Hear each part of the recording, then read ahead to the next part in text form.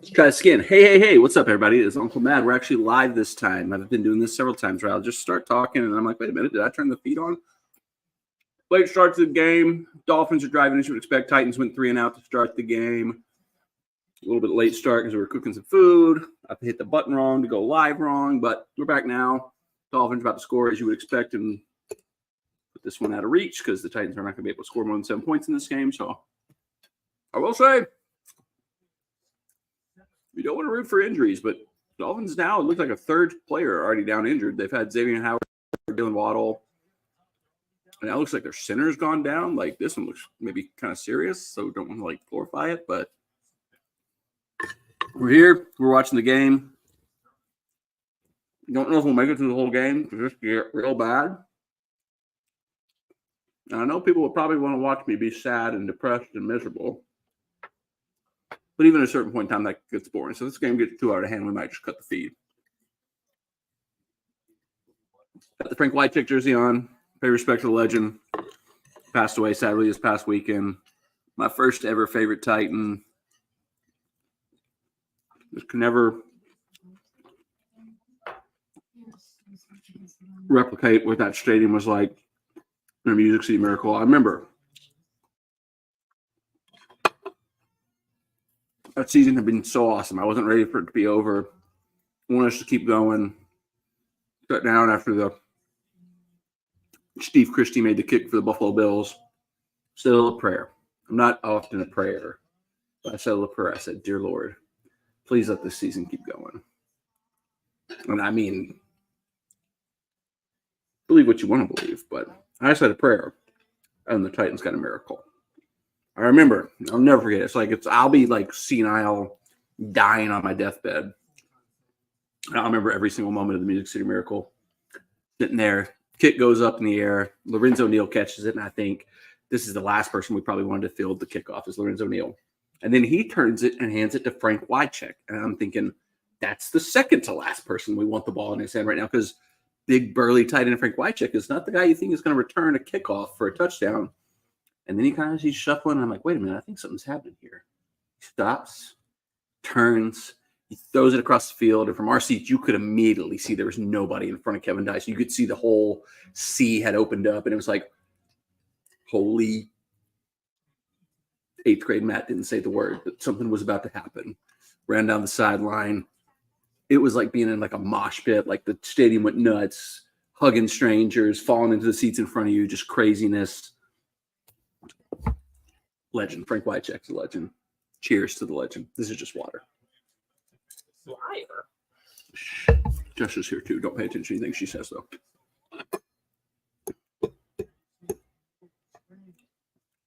Bonus for this live stream, you get a little bit of a live watch along, a little bit of a mukbang as I eat my food. Ew. That's what it's called. It's mukbang when people eat on. No, that's when they eat like disgusting. No, it's the sound. People like to listen to the sound of people eating. Ew. I don't think you're confused. I don't think you know what they're talking about. Don't do that, please. It's like ASMR. Get out of here, boo-boo. Titans getting just decimated. First and goal for the Dolphins, as one would expect.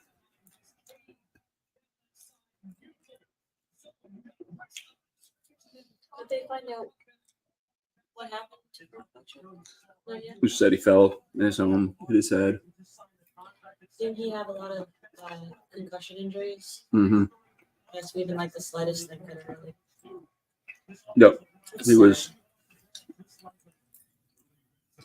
not in the best health after his career ended, but there had been reports in recent years he was doing better and feeling better, and after he retired, he was on the radio with Mike Keith calling the games and doing the morning show here on 104.5 The Zone for years, and then that was kind of the reason he stepped away from doing that, was just some of the after effects, post concussion stuff that he was experiencing just made it difficult for him to constantly be like doing that type of stuff. So he kind of moved out of the public eye, got off the radio. That's so sad. Yep. They do a lot of stuff now to kind of alleviate that. With Goal fumble. Oh, fumble again. Get the ball. Titans Let's go! Double fumble. Two of them twice. Hope nobody has him on fantasy because that might script your fantasy if he gets two fumbles on one play. Well, the only thing to say the Titans are just ripped by the Dolphins. They got to screw up. That's our only hope. Drop the snap. Picks it up. Then are we getting in the backfield? Was that Tart or who's 94? Slaps it out of his hand. Nice. That's exactly what we needed. We don't have much of a chance in this game, but if we have a chance, it's going to be on us, like forcing turnovers, creating mistakes like that.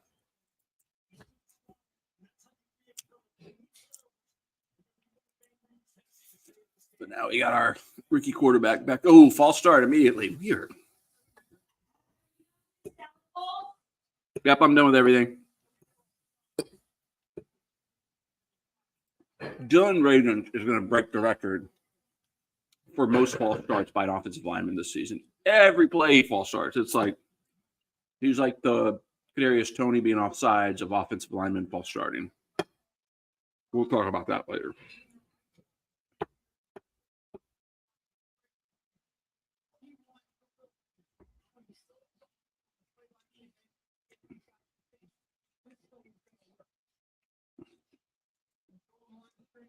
Well, Levis sees something. He's calling a check. Hand off to the King. Derrick Henry back in after missing the last part of last game with a suspected concussion that was ruled not a concussion. Only about 2-3 yards on the pickup there.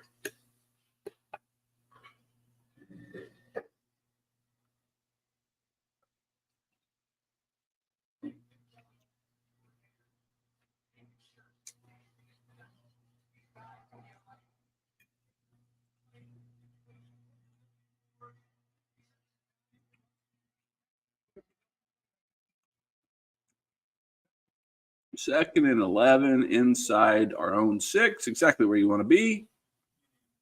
Play action, throw over the middle. Dang. There's like 2 or 3 of these throws we've had over the last couple of weeks where Levis tries to get it to Hopkins, and Hopkins looks like he's not expecting the throw or he thinks it's going to be somewhere different because that was like a perfect throw on the line, right where Hopkins should have been. Either Hopkins wasn't looking for it or I don't know. That was a weird one. We had a couple of those, and then we had the moment of Hopkins and Levis kind of getting into it on the sidelines last week, but that happens. Who cares? 3rd and 11. Quarterback throwing out of our own end zone.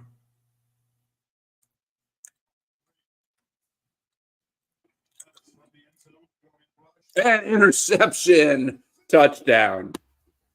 Interception on the 5. Dolphins walk in.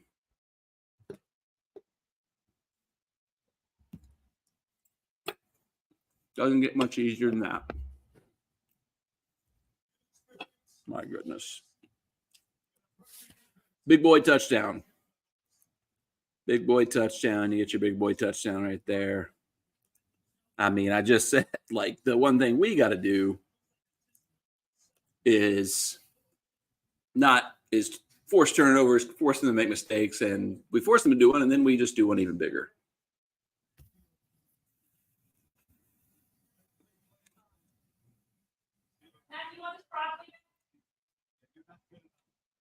You can leave it out for now. I might eat some more later.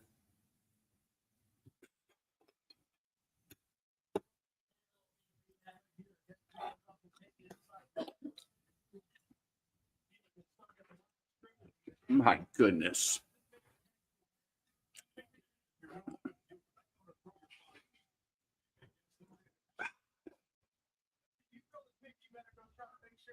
What are we looking at? What are we doing?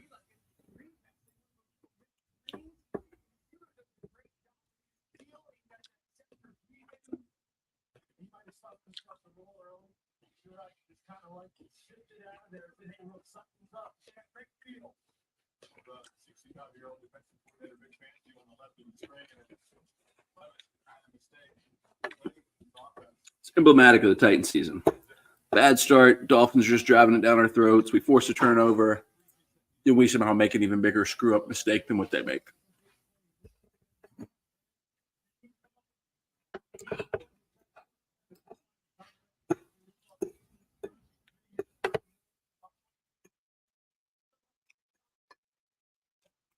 I think I did have a bet on Will Levis to throw an interception in this game, though, so that's at least silver linings.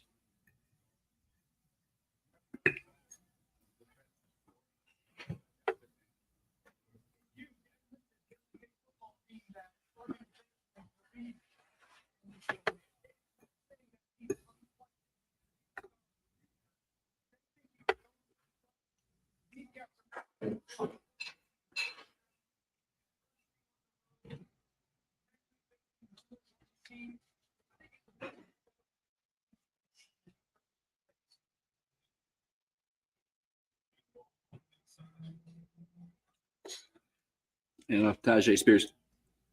That was a bet I know I made this game. I think his over-under for rushing yards in this game was like 20.5. I took the over because I was like, if this is out of hand early, we're not going to see much Derrick Henry. They're going to see what Tajay Spears has got and give a heavy dose of Tajay Spears. So that felt like the best bet of the game to me was Tajay Spears over 20.5 yards rushing. We'll see though.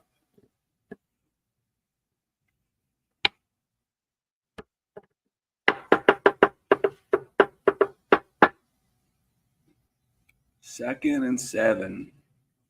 We'd love a good second and long, don't we?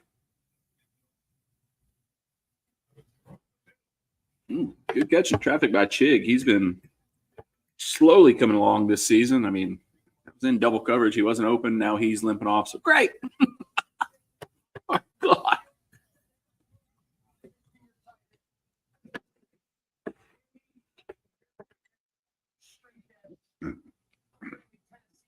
I mean, our receivers are just never open. Like, he's got 2 guys all over him, and I'm sure it was the same around the rest of the field. Like, literally a guy draped all over him when he throws him that ball.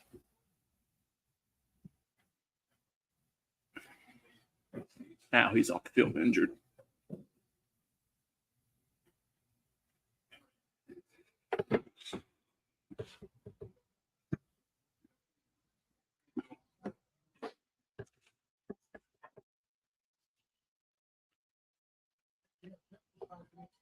Titans going a little hurry up. This is a new wrinkle. I haven't seen this at all.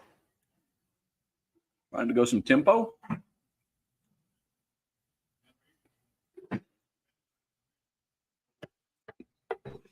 Only the Titans would run hurry up offense, tempo plays, and get like 2 straight handoffs to Derrick Henry that get like 3 yards. Other teams are running tempo to like try to like take advantage of the secondary, catch them off guard, like find pockets to throw the ball into. We're just like, nope. Toss play to Derrick Henry. 3rd and 8.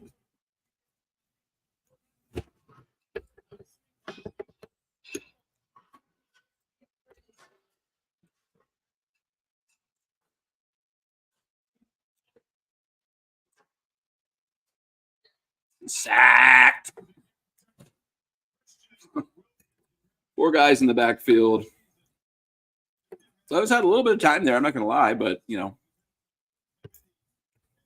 I'm sure nobody was open downfield because our receivers just don't get open. So no, part of the problem is 9 out of 10 times we're only sending 3 receivers out into coverage because we're having to leave extra people in the block. Let's see what happened here. Yep. Nice little stunt by them. Shifted their way where the blocks were. Easy sack. Make sure when you put the stuff up, be careful that the tops isn't on the food all the way. They're just kind of set on top because everything's still warm. So don't pick it up thinking that the tops is on it and flip it all over the place. Hey, our emergency punter just came on and pinned them deep inside their own 20. So there's something. There is something. Moo poop on the ground. Is there poops over there? All the way back here, hidden in the corner. How'd she get back there? I don't know. How she does anything that she does. Have you not put up enough baby gates to like keep her out of pooping everywhere? I thought we have baby gates everywhere. I don't have enough baby gates. Need more baby gates. Check out my Amazon wish list linked below. More baby gates. Not real. I don't have an Amazon wish list. Maybe you should. Don't buy me anything. Would never take advantage of my audience like that. Did I have a wish list? Nope. I'm here for the people.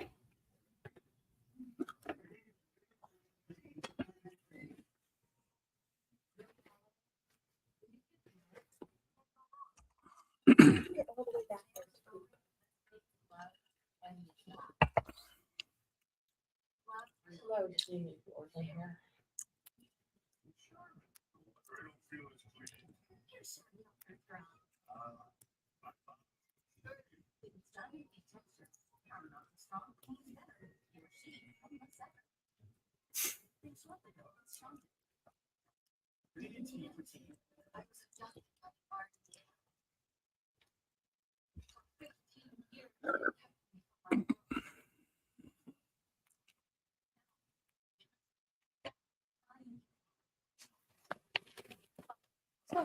Nothing. Like you're like, I mean, the Titans suck, but I mean, other than that. everything's my story. I have stupid viewers. That's why you're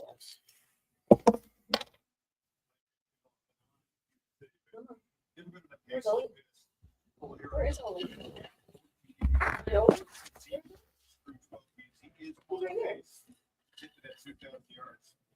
Where's Matt? Well, Matt let you out.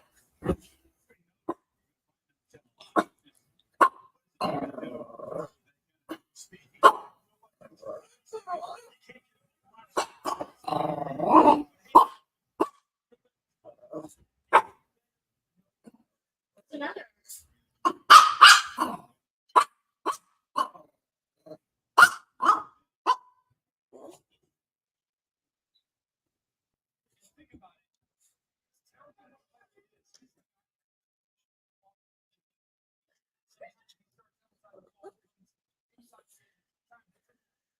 What are you doing?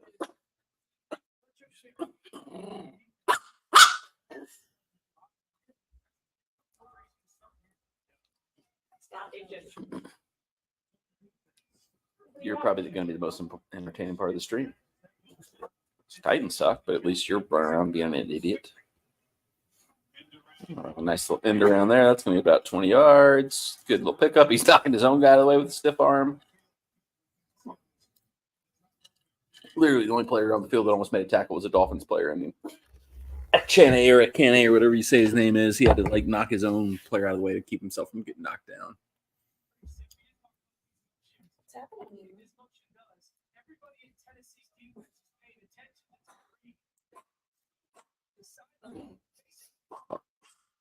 If I let you out, you're not coming back in. If I let you out, you're never coming back in.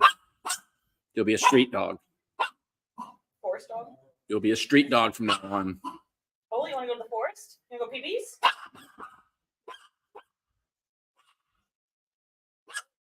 You want to go pee-pees?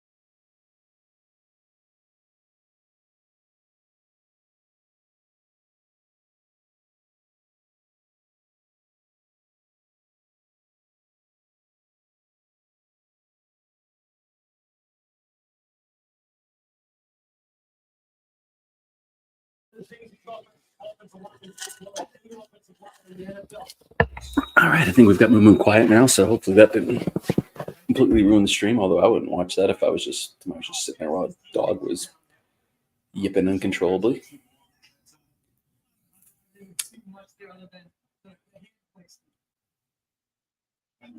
First and 16 Dolphins. I'm sure they'll pick this up. Shouldn't be a problem. Midfield. Shane breaks a few tackles. Gets to second and manageable.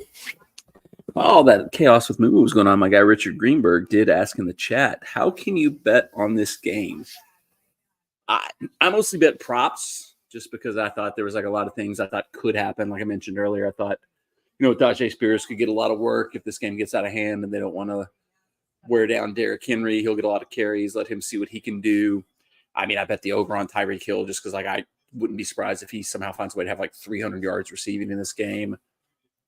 I think I bet Tua was over because Tua was like 287. And I'm like, how does Tua not have 300 yards passing in this game? Like just stuff like that. But those could all screw me because they could easily get up like 21, 24, nothing, and just like pump the brakes and pull the foot off the gas and not go for it as much as they could in like a more competitive game. So that could be ultimately screws me. But that's what I bet. I didn't really 13. I feel like we're going to lose this game by 30. But for whatever reason, even though I thought that 30 seemed too high, but I mostly just stuck to betting props just because I could see players would be able to have some good matchups in this game. Like Tyreek Hill versus our secondary. Like the one thing the Titans are weakest against is explosive plays. So the most explosive player in the NFL coming in to the game is like, that's what a matchup that is for him. So I just, like I said, unless they just like get ahead so quickly early that they just want to pull back and not show anything, not get anybody hurt. Like, because if they want to, I mean, like legit Tyreek Hill could have 300 yards in this game if he wanted to. Like I kind of can't believe it's only 7-0 right now. I think they're taking it easy, to be honest. Like in a 7-0 off up, we threw an interception to a defensive lineman on the 5-yard line that he just walked into the end zone. Like he literally was like tripping and falling into the end zone to score a touchdown. So the fact that their offense hasn't scored yet, wild.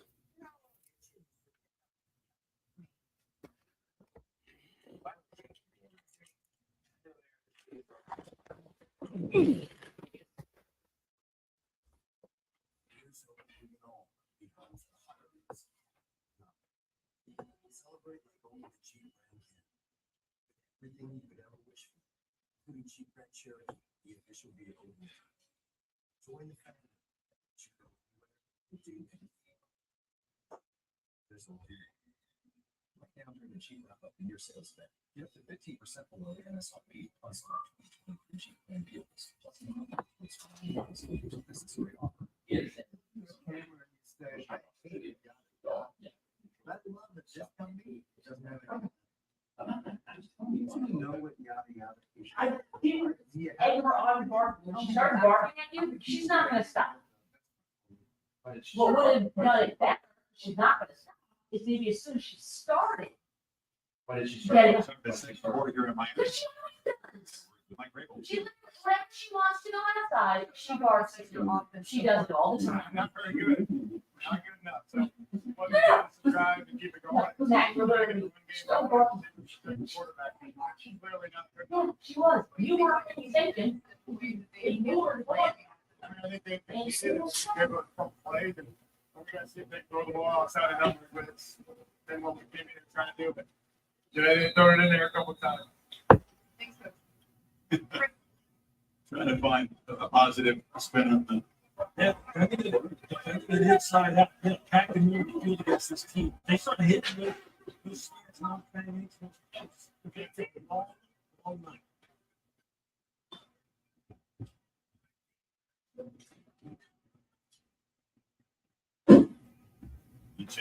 Knocked down, being third and long. It's going to try to run the ball now. 3. It's in line replacements in the 8 Miami at the moment. Very skilled. Oh,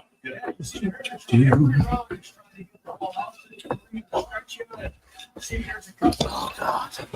All right, we got a 3rd and 7. Tyreek Hill is on the sideline. Is he hurt?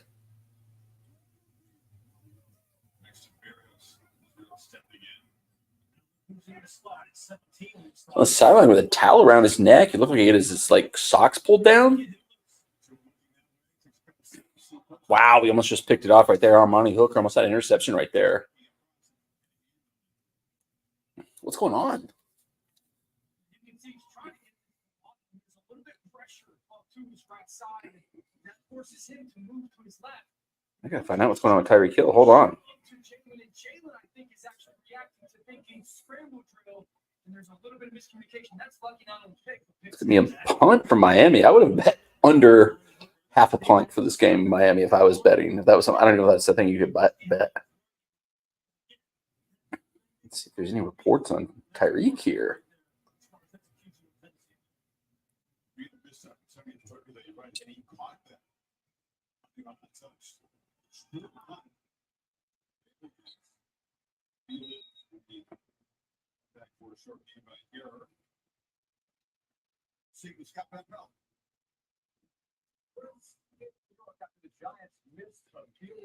Tyreek Hill is questionable to return with an ankle injury. Wow. They still got Jalen Waddle. They still got Ashane or Akane, or I can't pronounce his name. They still got Tua. I mean, Tyreek was what I thought he was just going to cook us today.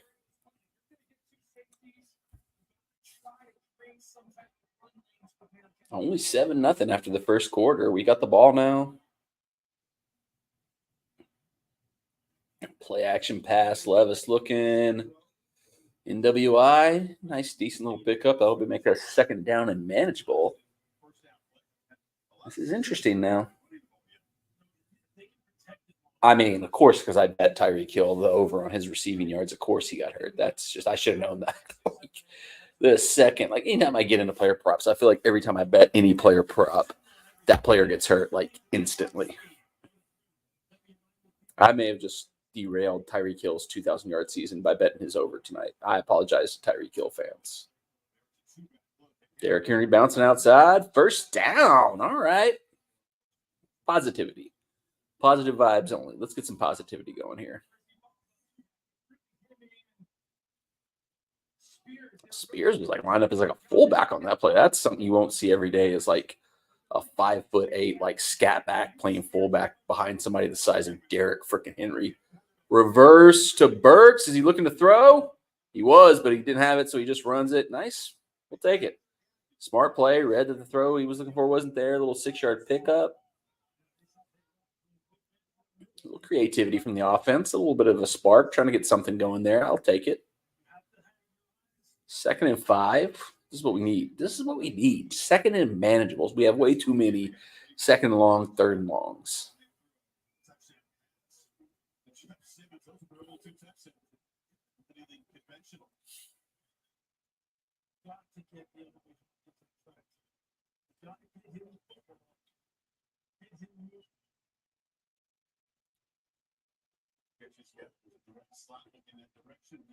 There you go. Throw to Hopkins just short of the first down, it looks like. Get him involved, get something on him.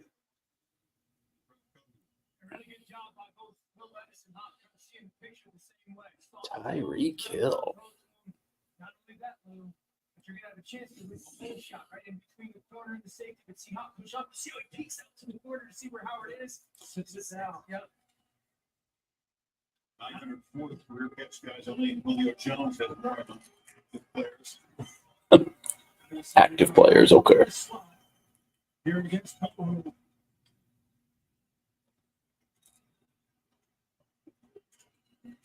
Oops. Spears. Started the back to the right. Next up, couple of yards. This guy is a rookie from Tulane. He's a touchdown machine. There's Green Waves for 19 rushing touchdowns. Just got to the end zone once so far this year, but they like what he's given them. He reminds me a little bit of the guy playing on the other network, Aaron Jones for Green Bay right now. Just kind of a versatile guy who makes everybody miss at that first tackler. He's the ultimate slasher. He is the one cut will get it north and south. He will rip you. It's a nice 1-2 punch. It's a one punch. Henry back in the game. 2nd and 7. Clements deep. Oh!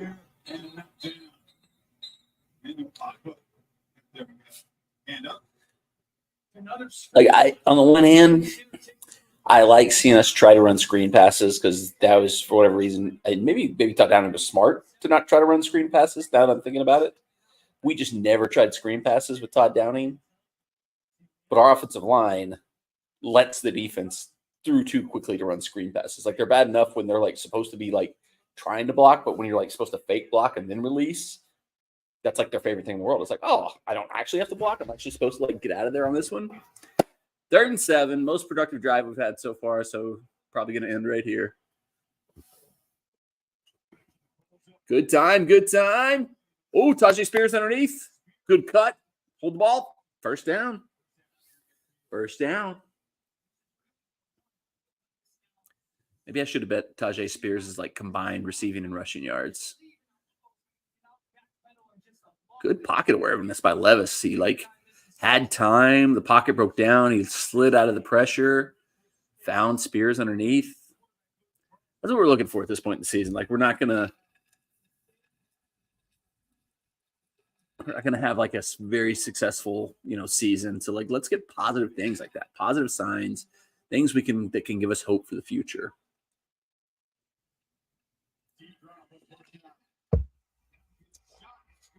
Ooh, big throw to Moore. That's a big pickup. There we go.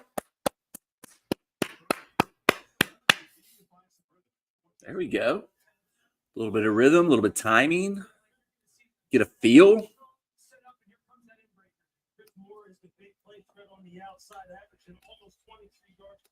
Chris Moore, the play threat on the outside. We don't have the regular crew. Like it's Chris Fowler, and I don't know who the play-by-play guy is. Because it's a split doubleheader Monday Night Football tonight. So I'm guessing we've got, Joe Buck and,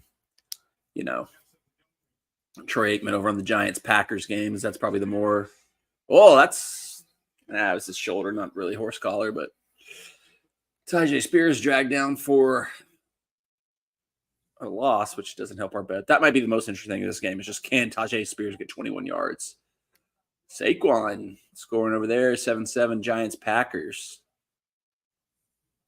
So we got Chris Fowler. I don't know who the other guy is, but the other guy sounds like he's like Googled NFL facts before the game. Like he just said earlier that Tajay Spears reminds him of the guy playing on the other game tonight, Aaron Jones, who I'm almost positive is out injured. So I don't know what that guy's talking about. Whoever the color guy is on this game is, good Lord. Another little screen dump pass attempt, but our offensive line gets smoked so fast it's blown up. Same thing that happened on the interception for the touchdown. Same thing that happened earlier on the screen pass attempt. Just a little shovel pass to Spears, and like literally Spears is getting tackled as he throws it. Like this offensive line can't pass protect enough. You can't do things that ask them to do other things like screen passes and shovel passes. It's just getting blown up every freaking time. Try something different, fellas. We need more quick throws to the flats, little quick slants. Find the spot in the middle. Like, just get the ball out of Levis's hand. Stop doing things that make the offense. And sack. No, he got away from it. Wow. Levis got away. He's scrambling. He's not going to get a first. Oh! Truck stick by Will Levis. I mean, he's like 5 yards short of the first down, but I mean, check that. Check box. I'll give him a little bit of credit there. Hey, their player just ripped his helmet off on the field. That's a flag. Should be helmet off. A player just ripped off their helmet to celebrate.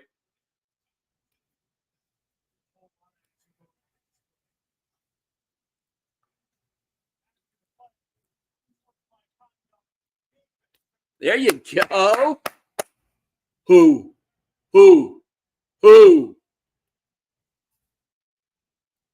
Yeah, it's former Bronco Bradley Chubb ripped his helmet off for some reason. Oh, that was stupid. What a stupid play. Just slammed it down. That's an automatic first down. It's crazy. He's just so mad he missed the sack that he just slams his helmet down and gives us a first down when it was going to be 4th and 5. We're probably kicking a field goal there. Tough, awesome play by Will Levis there. That's the play. Those are the plays right there where we're looking at him and saying, there's something there. There's a hope. There's a prayer.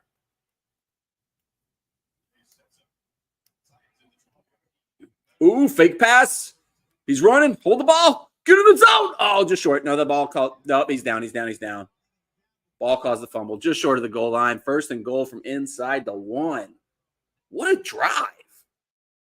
Thank you, Bradley Chubb. But, I mean, impressive.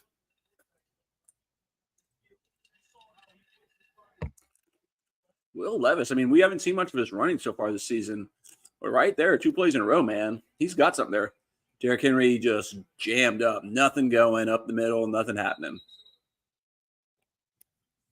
I like that. I like those 2 plays by Levis. You never – we saw a little bit last week. He had the little helicopter John Elway spin where he ran down the field, did a dive, and got knocked around. I mean, you don't necessarily want to see your quarterback taking those hits, but, I mean, you got to have that in the NFL these days. You got to have some mobility from your quarterback, man. You can't just have like a statue back there, which unfortunately seemed like that was one of the issues that was starting to plague Ryan Tannehill, was he just had no mobility anymore, just couldn't get moving, couldn't get mobile.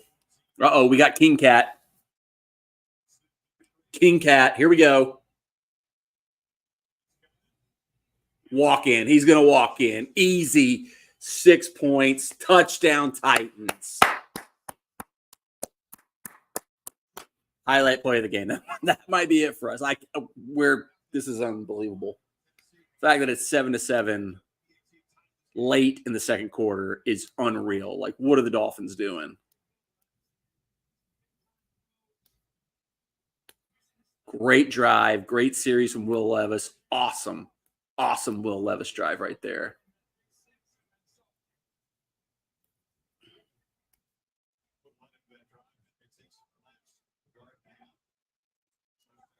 Extra point up and good. 7-7. What in the what? That Chubb penalty, man. This is like a big key game. That'd be one thing, you know. If this was Chiefs Bills, I want to talk about that for sure.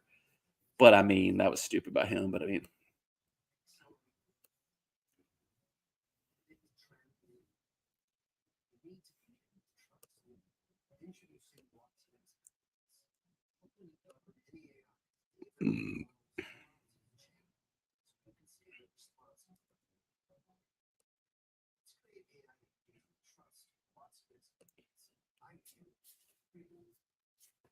I want to see what the live line is. Like, look, this will be a good test of what people really think of the Titans right now.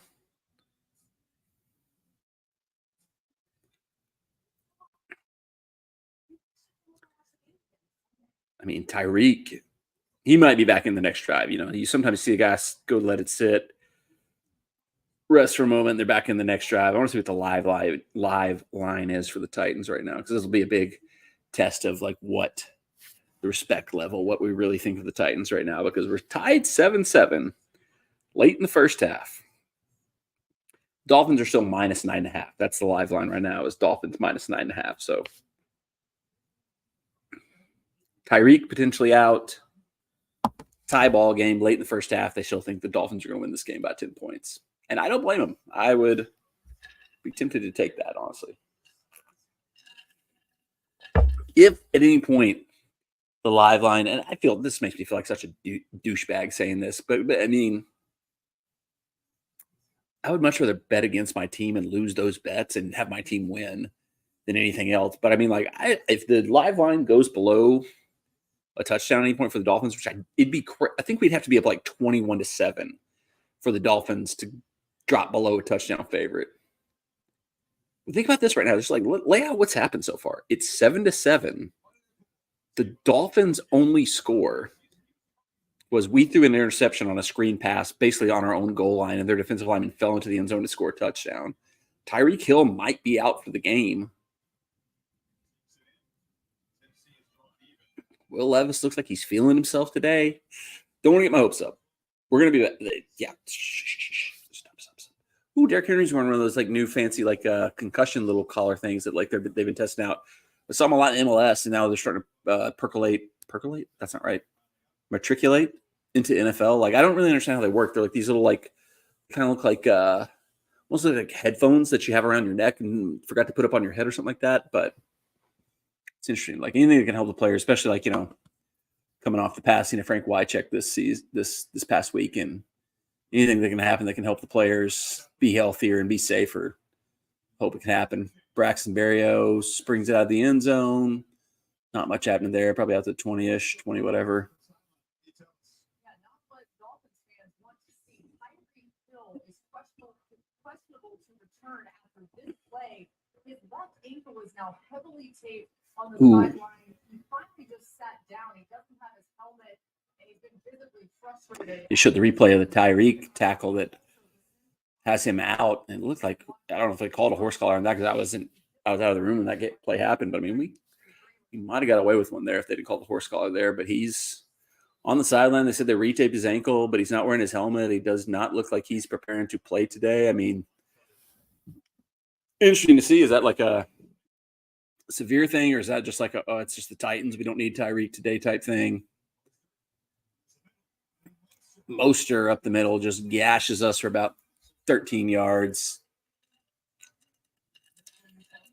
As I'm saying, though, I should have known. As soon as I bet Tyreek, there was like, you know, the things that like are weird about like betting, gambling was like all like the push notifications I was getting all day long from like BetMGM, DraftKings. It was all like Tyreek Hill, anytime touchdown boost, Tyreek Hill, over yardage boost. Like, should have known. Like, if there's no way they knew he was going to get like horse collared and like sprain his ankle in this game. But when you're getting that many alerts, that many things that are pushing you to bet a certain thing, I don't know how that always happens with Vegas. How it always proves to be that's going to be wrong.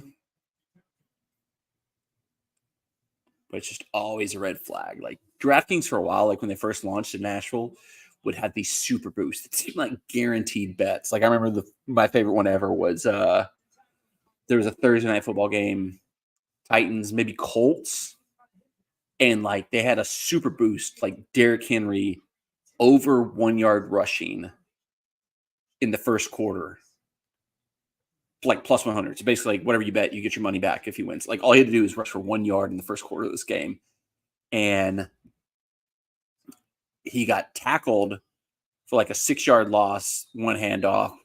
We went 3 and out, punted. If it was the Colts, whoever it was, they had the ball for basically almost the rest of the first quarter. We got the ball back with like 30 seconds left. Derrick Henry was on one carry for like minus 7 yards, and it was like, are you kidding me? And then he busted off like a 12-yard run. I was like, oh. And it cashed. Me and my cousin both had that same bet in that game, and we were like fist pumping. Like people around us are probably like, why are you acting like we just won the Super Bowl off that one carry? It's because it was like the craziest like super boost hit ever. But like it seems like more often than not, when like somehow Vegas knows when they put a super boost or like when they're really pushing you to make certain bets on certain players, either they know that player's due for an off day, or like I said, I don't know how they could possibly know that he was going to get hurt tonight, but like it's just weird how heavily Tyreek Hill props were getting pushed by the books today, and he gets knocked out with an injury in like basically the first quarter.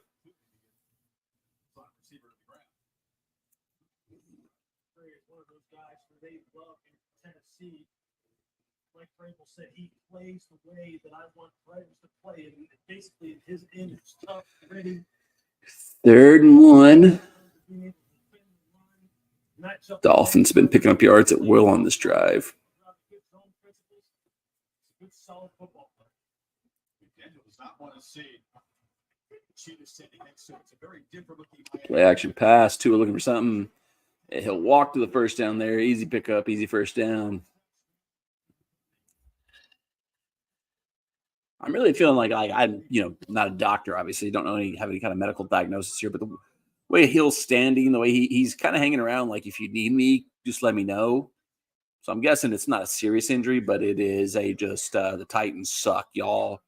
I'm here if you need me, but you can probably do it on your own type of injury. They pick up a first down. We're ticking down to under 5 minutes in the first half. Dolphins are driving.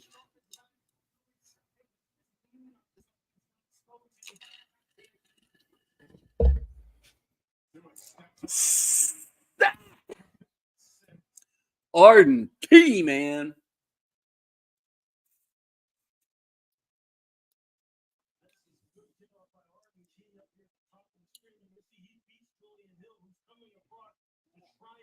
That was just a bad play design by the Dolphins. Like Arden Key, good job, get up there, get the sack. But I mean, they're just trying to do too much. Like they had like multiple fake handoffs there. The tight end was coming from the right side to the left side to cover that area. He just couldn't get there in time. He's, credit to Mike McDaniels. He's a genius compared to anything I could ever come up with offense. But like that felt like a play where like you're overthinking things. You're just doing a little bit too much. That was a false start. That had to be a false start. Nothing called. It's going to be 3rd and 14, 3rd and long for the Dolphins here. Huge opportunity for the Titans defense to stop them here, hold them to a field goal. It'd be crazy. Is a major loss in terms of how he stretched the defense. And Steve Shire, their fantastic linebacker, told us patience is important playing against this kind of offense. Just back up, take a deep breath, play with good eyes, play with good fundamentals, and eventually you start getting into a rhythm. It's what they're trying to do. 3rd and 14. Draw play up the middle to wow.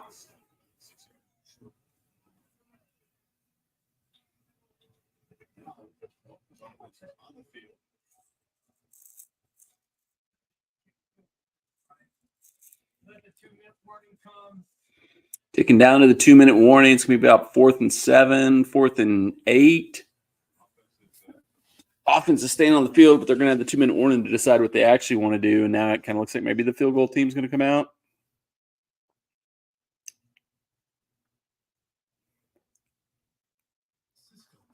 I mean, if you're the Dolphins, super easy to overlook the Titans here. Like you should comfortably just beat the Titans. You should just absolutely demolish the Titans. But same time, they're now with the Chiefs faltering, with, the Ravens barely hanging on to a win yesterday against the Rams. The Dolphins are pretty comfortably in the mix to, go for the 1 seed. So you almost, as much as this is a game, you can, maybe try to take it easy, maybe overlook it a little bit, maybe,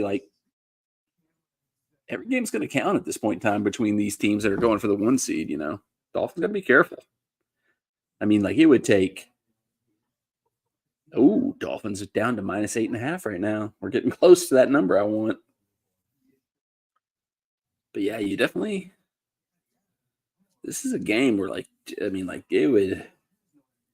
would be insane. But if the Dolphins screw around, and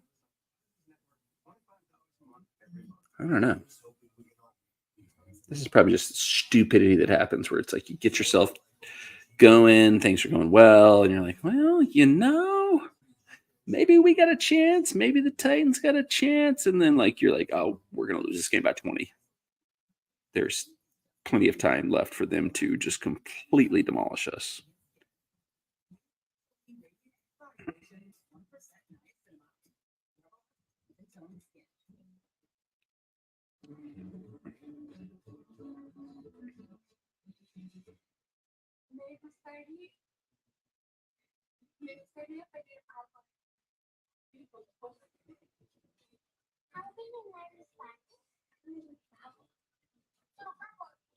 It's a plastic free bag. Kevin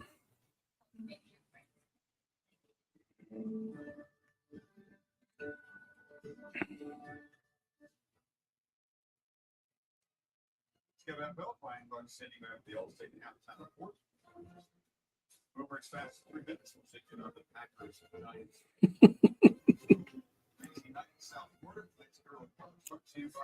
I gotta pull up and see. I'll actually see if I can pull up what I actually have, because this is the problem. I bet too much stuff and forget what I bet. All right, so there's Sanders is on. They're gonna go for the field goal here. Probably what I would do too.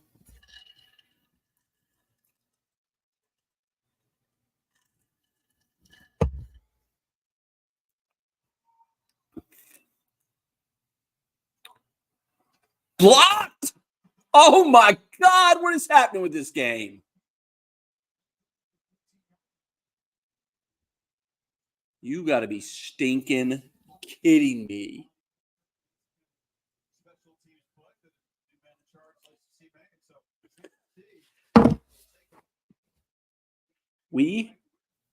Did we ever block a field goal with that idiot Craig Ackerman as our special teams coordinator? We block a field goal the first week we fire his dumb ass? Wow.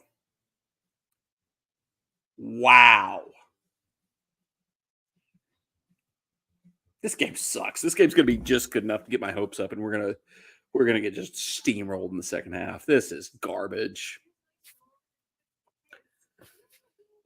All right, so here's what I've got live. I think these are my bets that I've got going tonight. We've got Green Bay -6 in the other game, tied 7-7. I got Green Bay over 20.5 team total, tied 7-7. I got Devin, I can't pronounce this dude's name, Ashane, the running back for the Dolphins. Got him over 17.5 receiving yards. I don't think he's anywhere close to that. I think they've been running the ball every play almost, it seems like.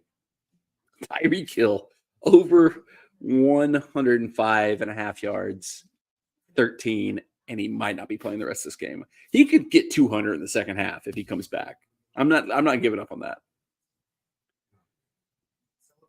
I got a 2-leg parlay where I got the Green Bay Packers money line, and I adjusted the Miami line down to 7. Got Tajay Spears over 19.5 rushing yards. He's on 6 right now. Tua, I got him over 287 yards. He's got 75. And I got the Dolphins over 29.5 team total. They got 7. Dolphins are going to win this stupid game like 10-3. We scored 7 points. Can't be 10-3. So it'll be like 10-7. But it'll just kill all my bets. This should be like the worst offensive performance they've had all season. And we'll be like, oh, well, what an encouraging performance from the Titans. Let's hope for the future. And I will just lose all my bets.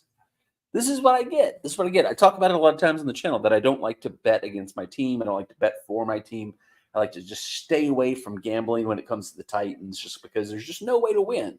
If you bet for them, they're going to lose. If you bet with them, if you bet against them, they'll still lose the game but find a way to lose me all my bets. So I don't stick to my own rule. It's because it's a standalone game.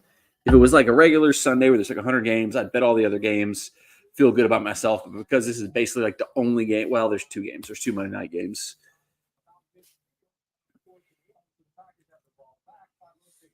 Packers are having a disaster of the game, and I was backing them on the other side. So this is just all-time catastrophe in the betting sphere. But promising, encouraging performance of the Titans. So we got the ball back. 3 timeouts. Minute 50 to go. Hand up the middle. Derrick Henry. He picks up 6 or 7. Good pickup there. Just letting the clock run, though. Just letting the clock run. Not trying to take advantage of the fact that we had 2 minutes and 3 timeouts.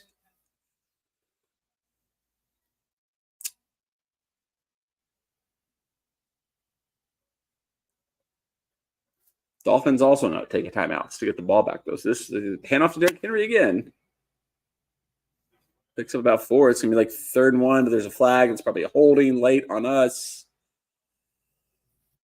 That's what you get. That's what you get. You've got 3 timeouts. Yeah, holding on us. Yeah. 3 timeouts. 2 minutes to play. Go conservative bull crap. Now the Dolphins are going to get away with not using their timeouts. They're going to get the ball with about a minute left to play. Is it Raidens again? It's always got to be Raidens.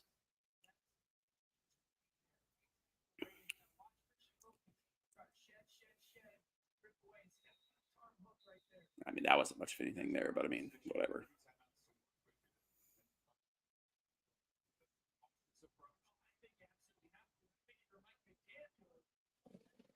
Went conservative.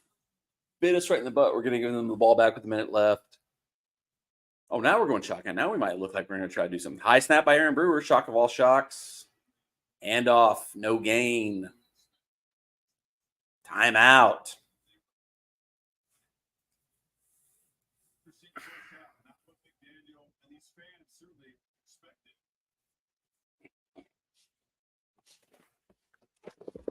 If you've got something to play for, if you've got like you're chasing a playoff spot, I get maybe in that situation going conservative, taking the foot off the gas a little bit, maybe.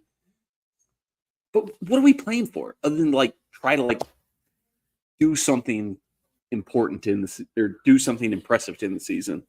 Maybe is that a sign we're tanking? Did we go conservative right there? Because we're like, hey, Dolphins, you're actually supposed to be beating us in this game, and you're not. So we're gonna, remind you you're supposed to be the one that wins this game. So we're gonna not take advantage of getting the ball with 2 minutes left and 3 timeouts. Unreal.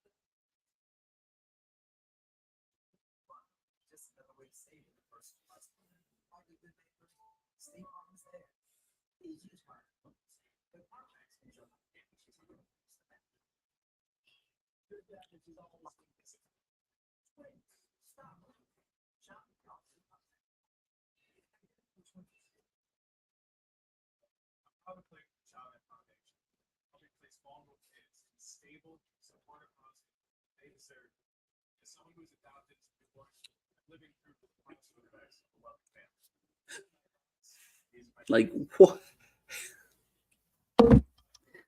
What other team? Like it has to be a tanking thing. There's no other scenario where you get the ball basically with 2 minutes left in the half, 3 timeouts,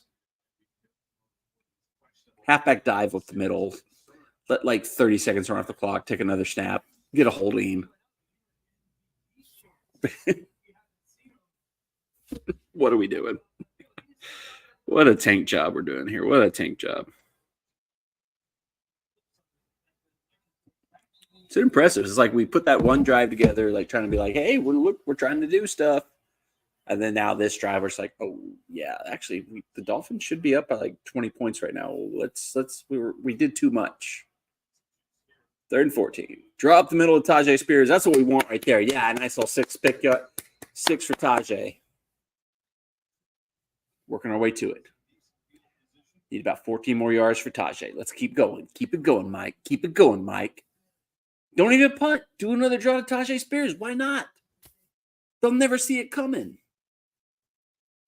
Line Tajay up as the back on the punt and do a fake punt.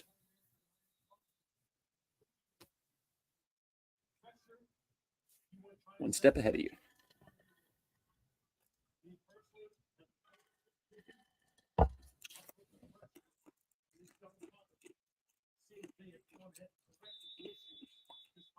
I love it. Our new punter that we just signed off the street is rocking some like Nike Vapors, like straight up soccer cleats. That's how you know he's a good punter.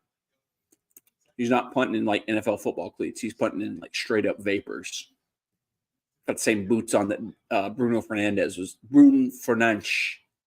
wearing a few months ago.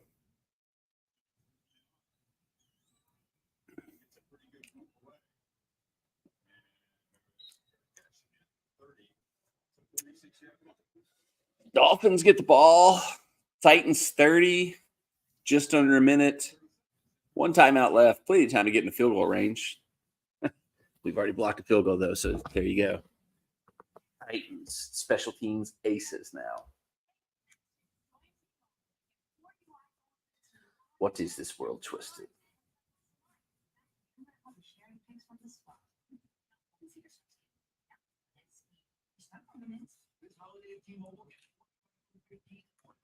What is this world twisted? That's Louis Van Gaal. I don't know.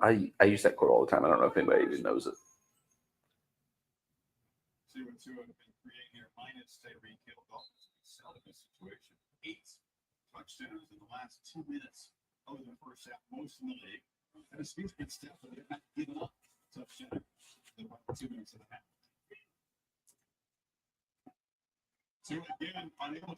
Tua just dodged like 3 sacks. HN. We got him on the over receiving yards. It's about a 7-yard pickup right there for him. Only need him to get like 17 and a half. That was 7 right there. This is a guy who's nice, cool, calm, collected, keeping his hands on the football, keeping his eyes down the field. Speaking of eyes, for the Tennessee Titans right now, there's 2 players you want to make sure you keep your eyes on.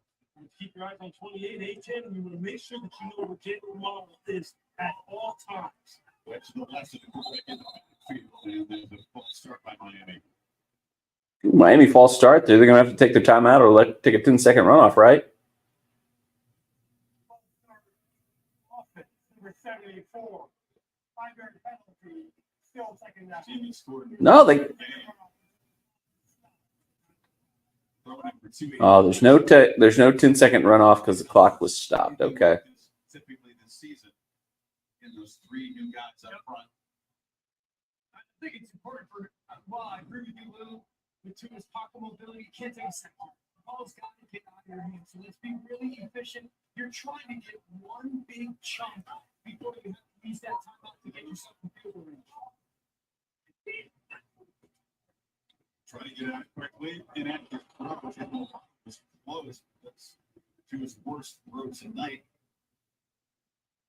No, that looks like another miscommunication. Like they got a CT to get to it. Remember that 3rd down scramble where Jalen broke off the shallow and wrapped around because he thought he was scrambling. There's another example of a little bit of mis. I can't remember who it was, but there was one member of like Titans media who tweeted out today that like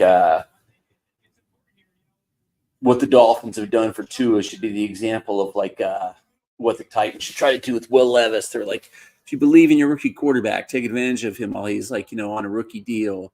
It's like, obviously there's not going to be a Tyreek level player available, but go. That was another false start. They false start every play. They got the Chiefs playbook. Go get him, Arden Key. I mean, that was another false start. There you go. Good stuff by the Titans defense. Shutting this down. 4th and 7. Nothing there. They false start every play. They've got the Chiefs playbook down of like the right tackle, left tackle, one or the other false starts every play. But this guy, and I understood what he meant. He's like, if you believe in your rookie quarterback, you got to back him, you got to support him. But Tua was like the worst possible example to give of that because the Dolphins legit tried to get into the mix to get Deshaun Watson. They did not believe in Tua. This idea they backed their guy. They supported Tua. They backed him when they missed out on getting the other guy because the Browns are so stupid. They paid way too much for Deshaun Watson. But they wanted Deshaun Watson. They tried to get Deshaun Watson. So that they were just like, Tua's our guy. Let's back him up. Let's get him up. Let's support him. It's just not true at all. It's just like the stupidest thing ever.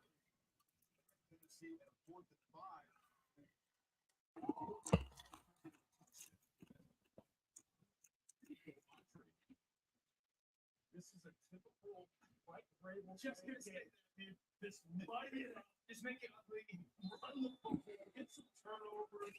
You see it right there. He's like, yeah, this is how I like. It's like a little more production for the offense. But that's exactly What? We had the ball with 2 minutes left and 3 timeouts. And we ran it up the gut twice with Derrick Henry. Now we got the ball back with 20 seconds left. And now we're throwing the ball.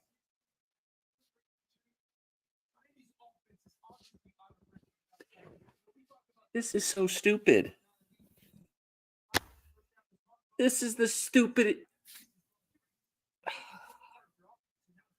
We know what you're doing, Vrabel. You can't fool me, man. You're trying to look like you're making an effort right now, and there's no time to make an effort. I see through it. Ultimate tank job. Credit to you. We need the draft pick. I mean, we need it. You want to be competitive. You want to show a good fight. Everybody knows we need to be a better draft pick. Oh, Will Levis just got demolished, but he completes it to Hopkins down the field. Why didn't we do this freaking 10 minutes ago when we had the ball?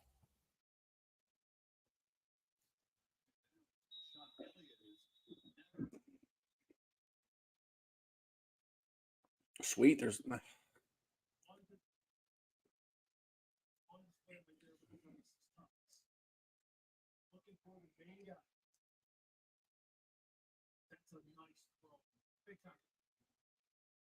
great job by Hopkins to stay on his feet and fight his way to get out of bounds. Chubb crushed Levis as he released the ball. Levis.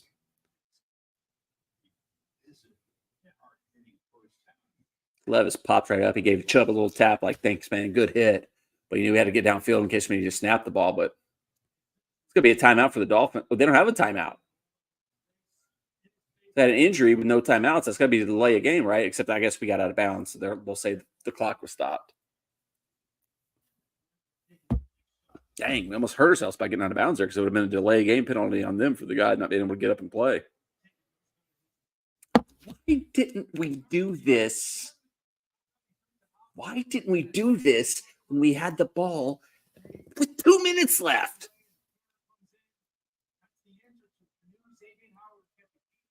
Now we got a review of something. What's the review here? Is it as if Hopkins' knee's down? Maybe, hopefully, Hopkins' knee is down because it should be a timeout taken away from them. They don't have any timeouts, so it should be a delay of game if he was tackled in bounds.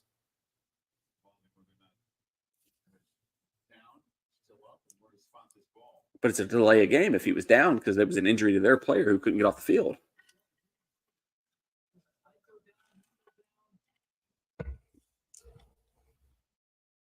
That's as close as your knee can get to the ground.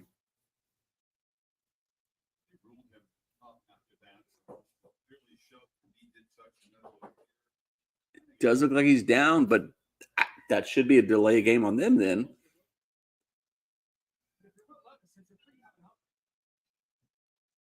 No, and then it should be a delay game.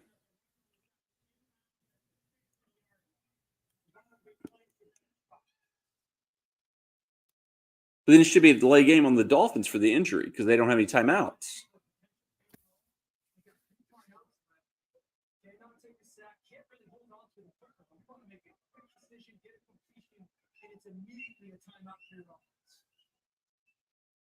My spotter says, is ultra reliable, not a long distance weapon. So it gets to about. Guess we basically get a free timeout out of it, but I mean, it should free avoiding the penalty for them because they had the injury, so it should have been a delay of game because their player got injured and couldn't get off the field.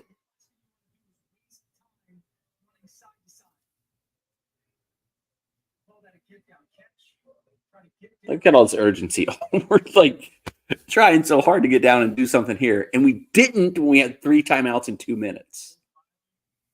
Unreal.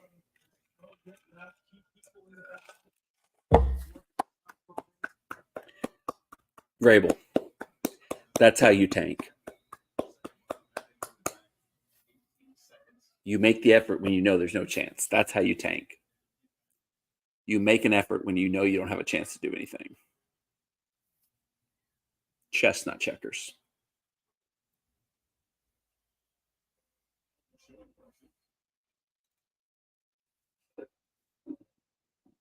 False start. Every time.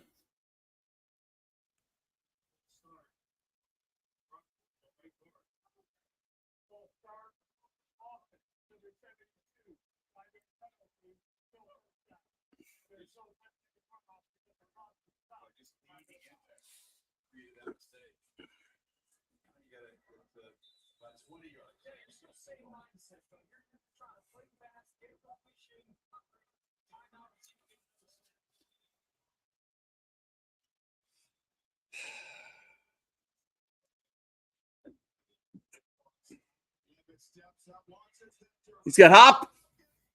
Did he catch it?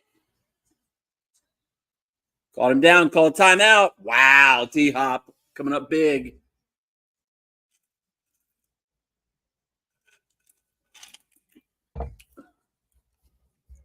What a catch by D-Hop. Holy cow. Why were we doing this when we had 2 minutes to go? Instead of going down and driving for a touchdown, we're just trying to settle for a field goal late. Handed the ball up straight in the middle of Derrick Henry 2 plays in a row with 2 minutes left and 3 timeouts. Unreal. Credit the Titans. This is how you tank. You do just enough to look like you're trying. I figured it out, though. It's easy to sniff out.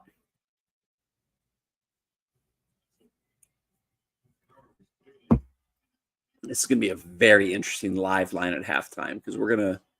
Well, now we're coming out looking like we're going for another play. We got 10 seconds left. This is. Threw in it. Oh, he's out of bounds.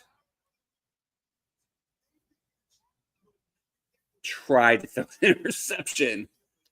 Tried to throw an interception. Oh, my God.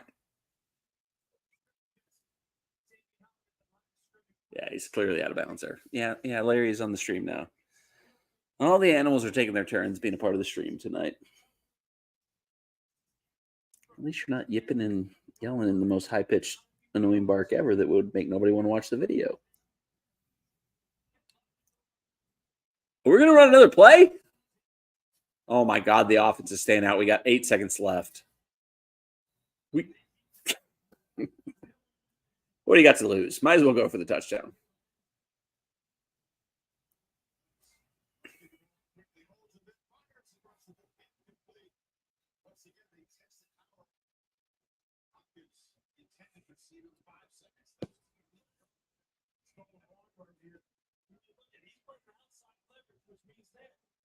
I mean, Howard pushing down from behind, but I mean, we're not going to get that call. Titans don't get that call. Yeah. You know, you're part of the video. Everybody likes to watch you in the videos. But you get your home video on Saturday. You don't have to be a part of this one. We don't need you for this one. Now we're going for the field goal. We should have short another play. It's still third down. Up and good. 10-7. The Titans are going to go into halftime with the lead in this stupid game. I'm just once. Wow. Unreal. Stop. Don't scratch your face on the computer. The computer's run the whole show. You're gonna take the stream down. Why are you the way you are? 10-7. I'm trying to get my buddy Kyle on the stream.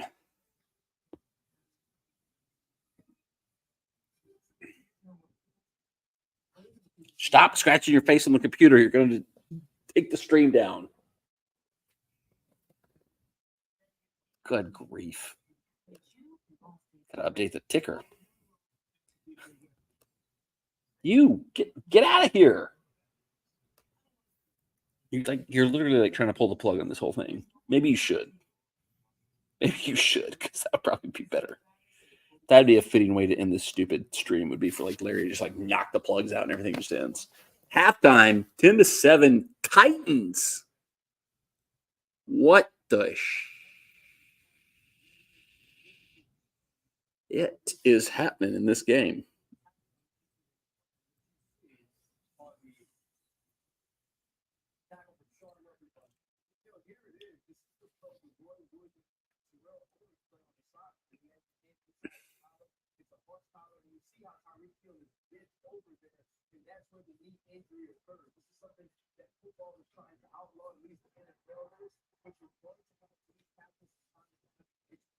They just re-showed the whole Tyreek thing. It definitely should have been a horse collar. I don't know if they called horse collar or not on the play. But he sprinted off the field like he's not seeming that hurt. I wonder like how much of this is them just once again like kind of overlooking us, kind of just saying we don't need this game. They need this game. They're in the mix of the first seed. Although as a former number 1 overall seed as we had as the Titans, don't really always work. So maybe just it's better not to be a number 1 seed.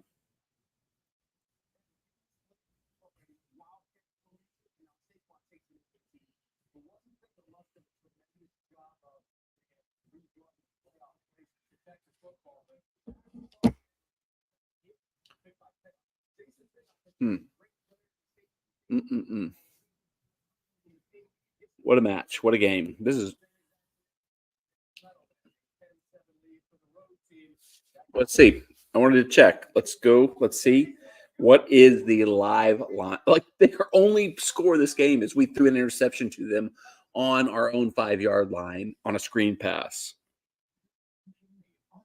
Dolphins are down to 4.5-point favorites. Do we go?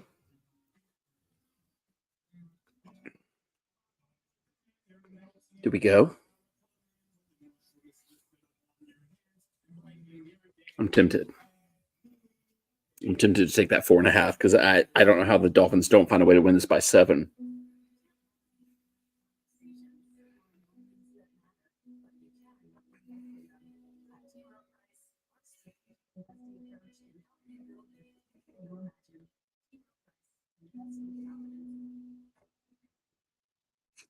I was talking about how bad this color announcer is, and my mom just texted me, "Is there a way to complain about an announcer? This announcer is horrible. I'm just about sick of him.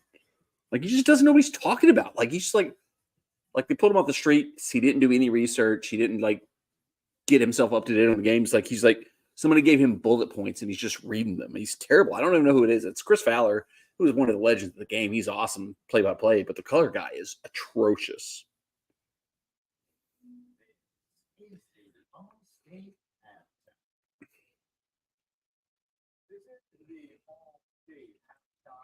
We've got some significant news from the college game we're happy to share with you at ESPN. Next year is the home of the SEC. A couple of dates and games to circle right now on your calendar. 24 SEC schedule sees October 19th in Georgia, Texas, getting together in Austin. His first meeting.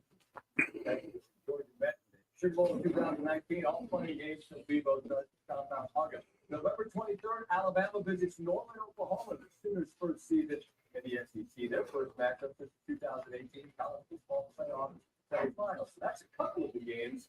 As for the my dad, quick update. Everybody's, I don't know who the guy is.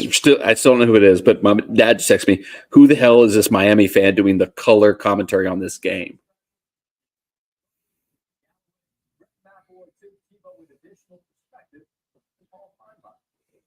Back to the NFL, where Sunday Night Football visited Dallas, and the Cowboys, they got even for that close loss in Philadelphia. They smashed Philly by 20. Got Prescott by Dallas. They got to the red zone. They got touchdown. They got a bunch of field goals as well. For the rest of week 14, here's Brooke, the fastest 3 minutes.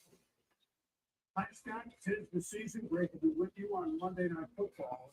When the shiver comes up to see Kansas City against Buffalo, you just circle it. Because it's a pointless viewing. The Super Bowl champions. Our guy, Chris Bergman, he's about to do his fastest 3 minutes. Did it used to be fastest 2 minutes? He's about to go through it. I'm going to give my instant reactions to each game as he goes through it. So he's going to say his thing. I'm going to drop my thoughts here. I'll probably have to talk for more than 2 minutes on the Bills game because that game drove me insane yesterday. All right, he's starting with this. So I'm just going to go into it. I don't know what Patrick Mahomes and Andy Reid are crying about. Like, I've never been against – I've never been one of those people who like gets bitter about the teams that are successful. Like the Patriots, I always respected the Patriots throughout the time. I know a lot of people started hating on them. Chiefs, I respected what they've done all the time, but like I don't want to say I lost respect for the Chiefs. We'll come back to it. We'll come back to it. It's too much to talk about right now. 49ers Seahawks.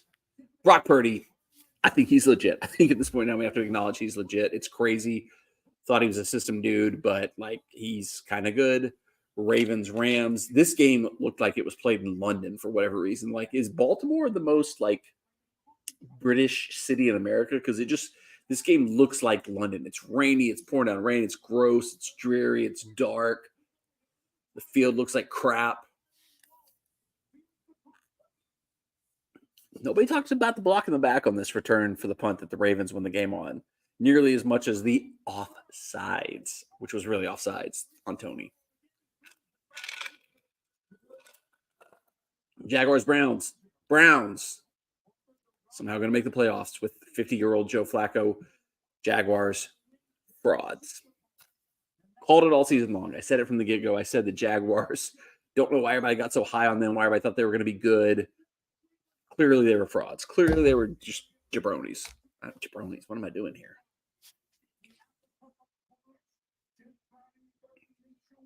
Colts, Bengals. Jake Browning, he might be on Kurt Warner watch. 350 yards in one game, 275 in this game. Now, he's in the same situation as Kurt Warner. One of the things that never got talked about a lot with the Kurt Warner situation is he stepped into like an incredible offense. Browning's got Jamar Chase, Joe Mixon, T. Higgins, Tyler Boyd. Bears are back. Lions are frauds too. Chargers, worst team in the NFL. How is Brandon Staley not been fired yet? Like, how does he still have a job? Oh, the worst game of all time. Vikings 3, Raiders nothing. Gross game. How did that get played? Bucks. One guy has been saying all season long, the Bucks. They're disappointing me a lot, but I'm on the Bucks bandwagon. I'm still on it. The Panthers suck. The Panthers are so bad. The Panthers might be one of the worst teams in NFL history because the Panthers are terrible and the Saints are terrible. And the Saints won 28-6. Yikes. All right. So Chiefs, Bills. I think I could talk for an hour about how crazy what happened at the end of that game was. And not the play on the field. Nothing to do with any of that. Just the reaction of Andy Reid, the reaction of, Patrick Mahomes. And I was kind of alluding to it earlier. Like, a lot of people, like, turn negative on the teams that are really successful, the players that are really successful. I've never been that way. I respect success. I respect, great achievement. And maybe part of this, I was thinking about this, is maybe because the Titans have kind of sucked through most of the eras where these people have been great. Like most of the Patriots era, the Titans were terrible, so we weren't directly competing with them. Had a few good years going up against the Chiefs, went there and beat them with Mariota, got all the way to the AFC Championship game against them, and then Mahomes just had like the craziest play of all time to run for like 60 yards, and it's like you got to tip your cap to that one. But like I was like, why? How many calls have the Chiefs gotten over the years? Like, there's a great Twitter account. I think Vincenzo V Love, one of the most famous local sports fans, retweeted. I believe it was like Mims for Mile High Mims, something like that. Had a 20 tweet thread of all these bull crap calls the Chiefs have gotten over the years, and it's like, how are you going to cry about something where you were clearly in the wrong? Tony is so far off sides. And the ref said it in his post-game comments and the media availability. He said, we try to give them the benefit of the doubt. We try to work with them. But when the player is so far off sides that we can't even see the ball, we have to flag it. And then Mahomes is like, worst effing call ever, worst effing call ever. He can't even shake Josh Allen's hand and say good game, man, good game, man, good man. He's got to cry about it. He's got to make himself the center of attention. Super agitated with him. I had a lot of respect for him. Some of it's gone. Still a great player, but what is he doing? And Andy Reid, after his postgame, it was just embarrassing that we have to talk about the refs every week. It's embarrassing that you can't get Ivan Toney to figure out how to play football, and he's cost you 5 games this season.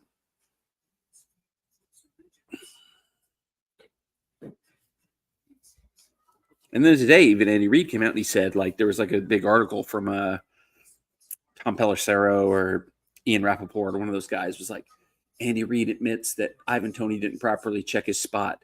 But in the article, he says, usually the refs give us warnings before they'll give us a penalty. They'll let us get away with 3 or 4, and they'll let us know, hey, stop doing that. And I'll go talk to my guys. It's wait, what? The refs are coming to you and warning you a few times before they'll throw a flag? Does everybody get that treatment? Because, Dylan Radins has had 50 false start flags, and I know the offensive tackles for the Chiefs false start every other play and don't get flags. So,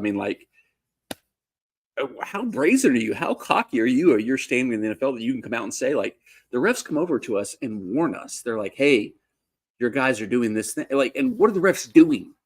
You're screwing up the integrity of the game. Can you imagine, I'm a soccer referee, and it pisses me off when I hear this stuff, anything that could have compromised the integrity of sports.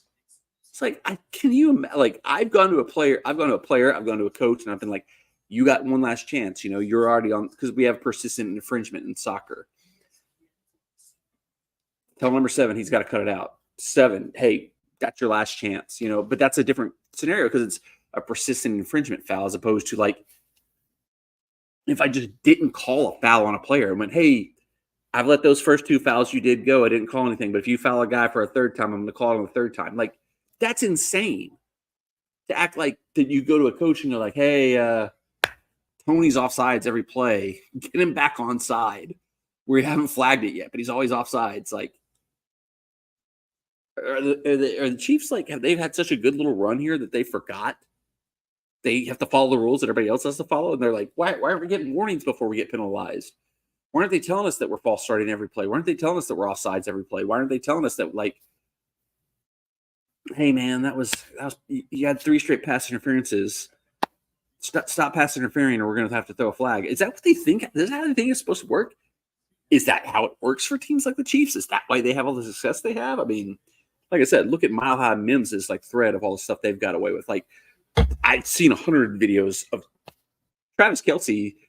He did it against us in one of the games last year, where he just like his move, how he gets open every play is he just like engages with the defender and he rips the defender down, and he never gets called for offensive pass interference. Like he ripped who was it, Bolton or Monty Rice or somebody's head off last year, and caught a touchdown pass and wasn't a flag for anything. So Chiefs, cry me a river.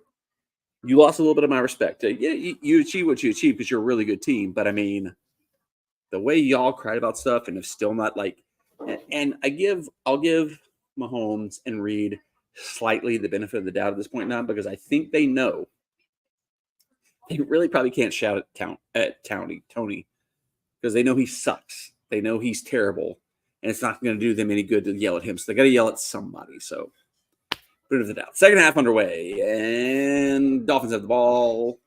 Mostert, nice little run. Going to be second and short. Yeah, that Chiefs thing pissed me off in a way like not much has pissed me off in like sports in a long time. When your team sucks, you kind of just like float through the motions. You might get frustrated with your own team, but like how bitchy Mahomes was, how bitchy Andy Reid was about a clear penalty. And they never at any point in time, any of them, like Mahomes was like the worst effing call ever, worst effing call ever, worst effing call ever. After the game, they kind of cleaned it up and they're like, yeah, he was offside, but the ref shouldn't call it. What are we doing? What are we doing? And this is one thing, shout out Barstool Big Cat, called it out on part of my take. If you want to be like the team of like, hey, sometimes the ref's got to swallow the whistle. Hey, sometimes in a big moment, ticky-tack things, maybe we overlooked them. That's fine. But then you got to take the Chiefs Super Bowl away when they won it off the softest holding call that's ever been called in NFL history on the Eagles last year in the Super Bowl. So look in the mirror a little bit, Chiefs. Rant over.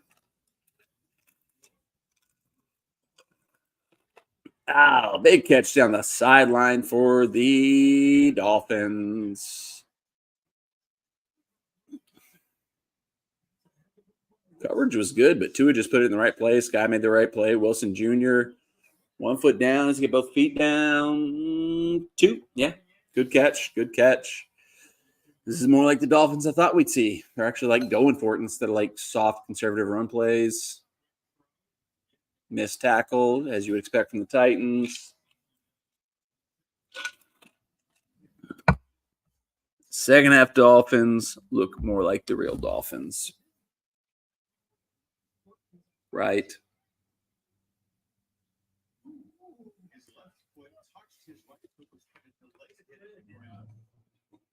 Good job getting to line scrimmage by Miami. Right back. He said, hey, look, you want to step up? I'll give you the opportunity. Second and 2. That was 4.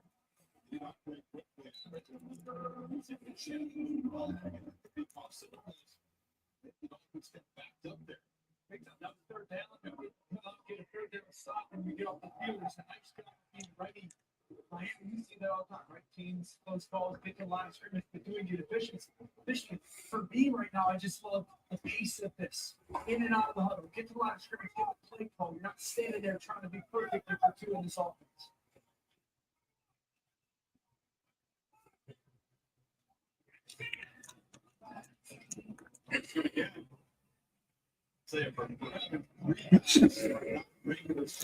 Chris Fowler, Dan Orlovsky. Yeah, I should have known it was Dan Orlovsky. He sucks. He sucks. He's the dumbest idiot in the world.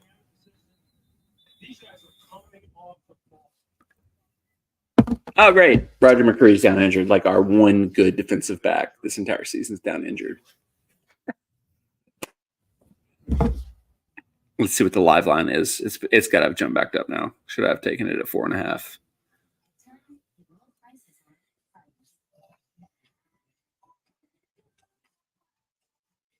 It's up to 5.5. It's not that different from 4.5, but I'm already on the Dolphins -7 as part of the parlay with the Packers money line, so I'm just going to leave it alone.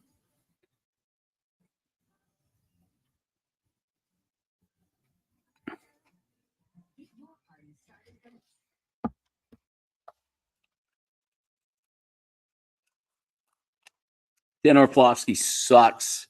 He's an idiot. He's ruining this game. Luckily, I can barely hear the commentary. I've tried to keep the volume of it down low because I don't want it to get picked up as much by my audio because, like, every once in a while, like, if, like, YouTube detects, like, what they think is, like, the TV broadcast, they think you're, like, trying to rebroadcast it on your channel, and they'll give you a copyright, knock you off. I had that happen, like, a few times, like, very early on in the earliest days of the channels where I was, like, watching, like, WrestleMania or something like that on, like, and like it caught the audio. I don't know if it got like wrestlers' theme songs or if it got like the audio from like the announcers or what it was, but there was something where it was like in the middle of the stream, it was like copyright, you're kicked off. So like I try to like not turn the volume up too loud because I don't want it to like think I'm like trying to like actually showcase the actual game. This is just me talking like an idiot. Like if you're just tuning in, apologies. You have to watch me act like an idiot while I watch the game. You're not actually getting to watch the game here. That's not how YouTube works. They don't just let anybody on God's green earth throw up like the ESPN broadcast on their channel. Commercial break. We'll be right back.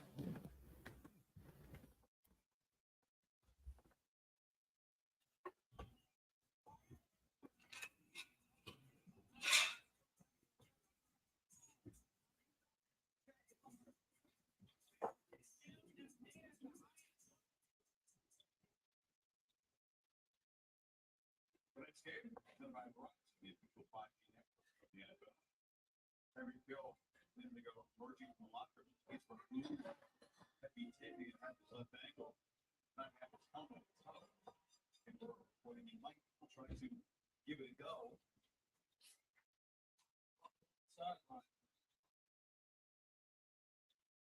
I think Miami continues to run the football between the tackles. We talked about that we're in their run. It's not working a ton. I think it runs the ball in between the tackles. Hey, Shannon there. Zip our first in a couple of years when I go down. We just returned last week. I was at 10,500 and she just said, it's not the speed. He shot that back. I'm sure that he processed it quick. And see, I'm American. He just was real quick. 3 here. Soft coverage up top. Looking to the right.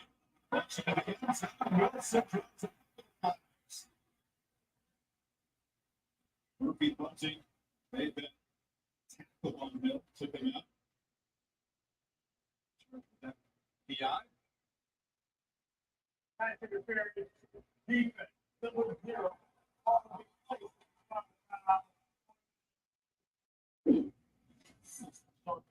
He spoke last week against the Colts. See there, he was on the wide receiver. And that's a good job by Tua taking that shot. I also think that there should be a passer. Oh, wow. Unbelievably right there. Played it low. That was his own player. All right. First and goal. Dolphins are down into Titans territory. Look like they're finally looking like the Dolphins. Mosher breaks a tackle. Ooh, good run up and tackle by Sean Murphy Bunting. Dan Orlovsky has been terrible in this game. He was just like crying about like a late hit on Tua that was his own player rolling into him. Like, shut up, Dan Orlovsky.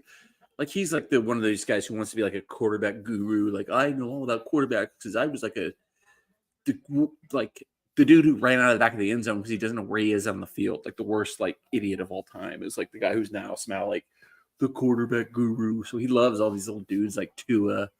They're his special little players. Where he's like, I can tell you all the nice things about Tua.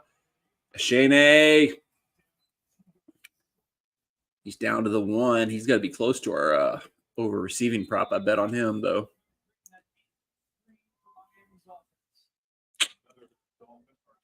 Oh, Pecco's down now, injured for the Titans.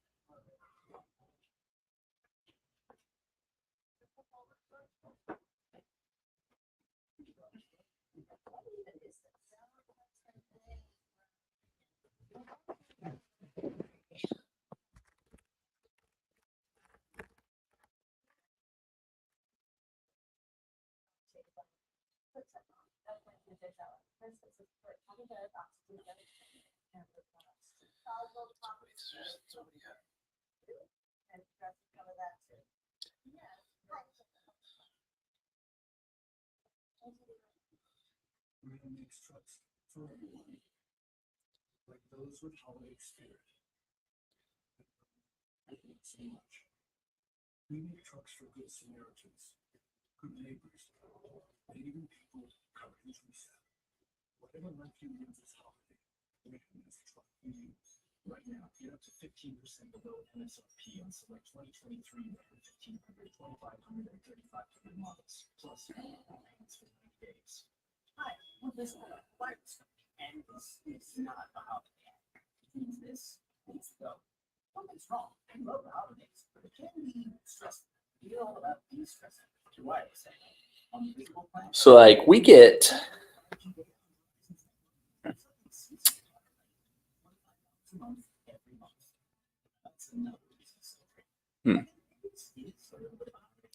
I mentioned this in like the game day vlog from the Colts game last week. It feels like the Titans have like the most lopsided time of possession in the NFL. And then last week, like after the game, it was like we actually outpossessed the Colts. And I was like, how did this happen? And I think it's we maybe have the ball more, but other teams have these longer drives against us. Like the Colts had the ball for like the entire second quarter last game. The Dolphins, it's only 5 minutes so far, but they've had the ball for the entire third quarter. 3rd and goal. I'd be shocked if they didn't go for it either way. If they don't get the first touchdown on the first one, this has got to be like 4-down territory for them.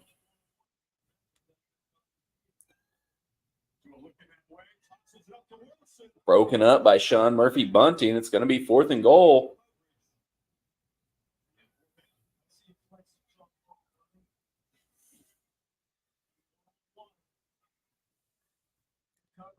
Shout out Sean Murphy Bunting. Some people gave him some like awful, horrible crap. Like I can imagine when it like, you know, like I have about the smallest following you could possibly have without having a following. And the crap like he got last week on social media after he got burned for the touchdown late against the Colts. It's just disgusting what people will say to the other people on social media. It's almost one of the things where like I would love it if my YouTube channel blew up and I got hugely famous and I made tons of money. But I also would be like super annoyed by all like the trolls and just like scumbags who just like think they're safe to say things on social media because it's hidden out in the world. Kind of shocked the Dolphins kicked the field goal right there, 10-10. Thought for sure they'd go for 2 there. I'll take it. 10-10. This game is weird. Let me update the opener so that everybody knows what the score is. This is the most lo-fi scoreboard. I tried another scoreboard when I did some like games earlier, and it seemed like it just killed the stream. Like what I was doing to try to like upload that scoreboard. It seemed like it killed the stream. Like it killed like the stream. There's just too much for my poor, sad little Mac to handle. So apologies if I don't have the most fancy, like cool scoreboard display. I mean, if you're watching the game, you should be watching the game. You shouldn't need my scoreboard display to show what the score of the game is. Like if you're watching me to find out what's happening in this game, this should be more of like a compliment to watching the actual game. Or watch it on a replay later and fast forward and find the moments when I cry and I'm upset about how terrible the Titans are.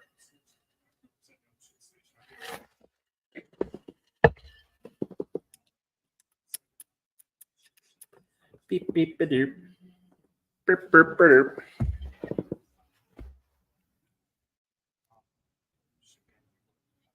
Don't you come over here. You've already been on the stream enough.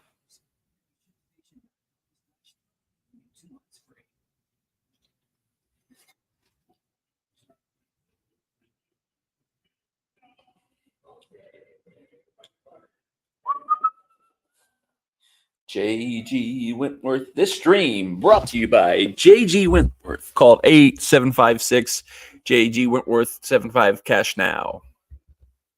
Send me the check, JG Wentworth.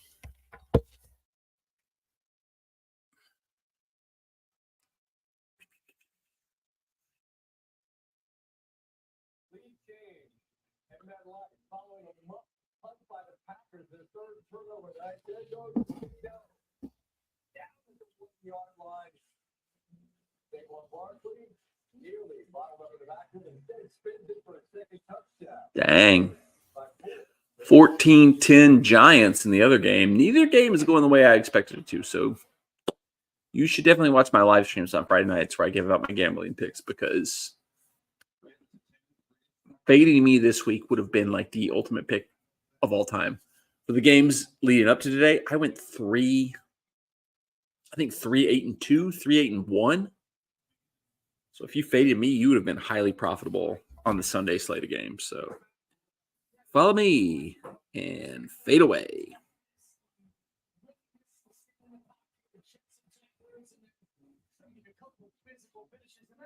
Some of the talent, love his eyes, down, turning in the pocket, off the way, and then touch.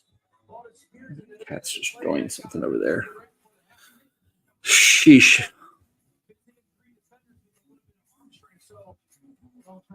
First start Monday Night Football.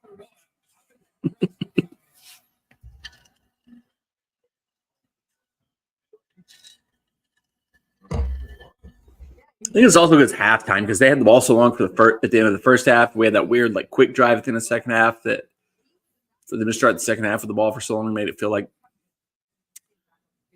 weird.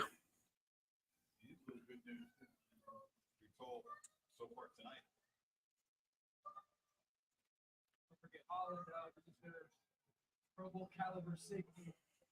So they're down 2 starters, 1 secondary, 1 at the back.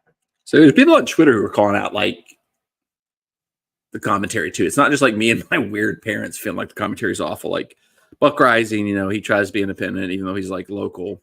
Somebody tweeted him, "These Dolphin homers ESPN commentators are also booing." And he said, "Noted Dolphin homers Chris Fowler and Dan Orlovsky and Louis Riddick." And I don't think he fully understands when he's not saying that is like they're not homers. Like, Dan Orlovsky didn't play for the Dolphins. Chris Fowler, I don't think Chris Fowler's doing a bad job. I don't know what Louis Riddick said in this game, but you can definitely hear like they're like think the Dolphins are like God's gift to earth.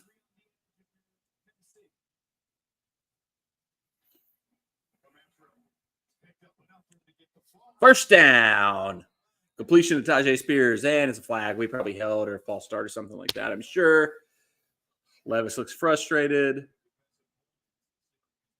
Defensive holding. Okay. Here we go. Looks like the Packers are about to score on the other side. If this gets us to score here, that hits us the over.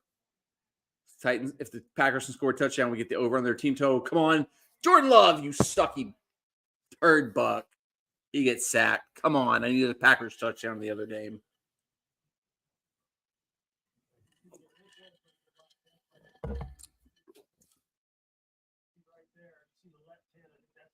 Jalen Ramsey, man. Great player. tragedy that he never played for the Titans.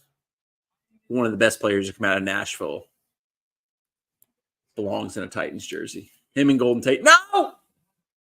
Will Levis hit it. He throws right there. Nothing on first down. That was dangerous. Jordan Love. Couldn't find his man. Packers are going to kick a field goal. I need you to score a touchdown, Green Bay, you idiots. Ooh. Will Levis banged his head right into Spears' butt. That did not look fun. Ugh. Golly.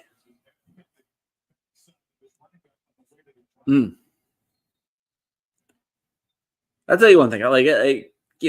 Derrick Henry is holding up a lot better than your typical running backs do when they get to his age. We see so many running backs that go off a cliff.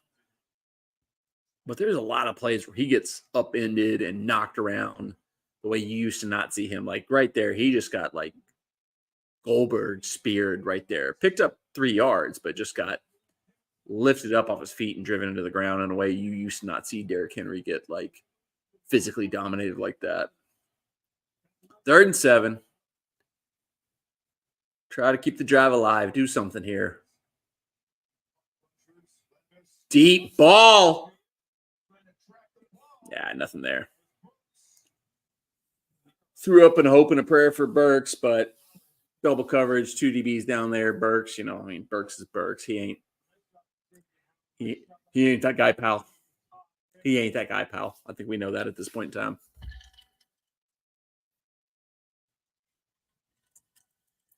That's a play where, if you had a player like AJ Brown, that would have been a good play right there. Like throw up a bomb to a beast like AJ Brown. He would have just fought off those 2 DBs and got up and got it. Man, it'd be nice to have a guy like AJ Brown.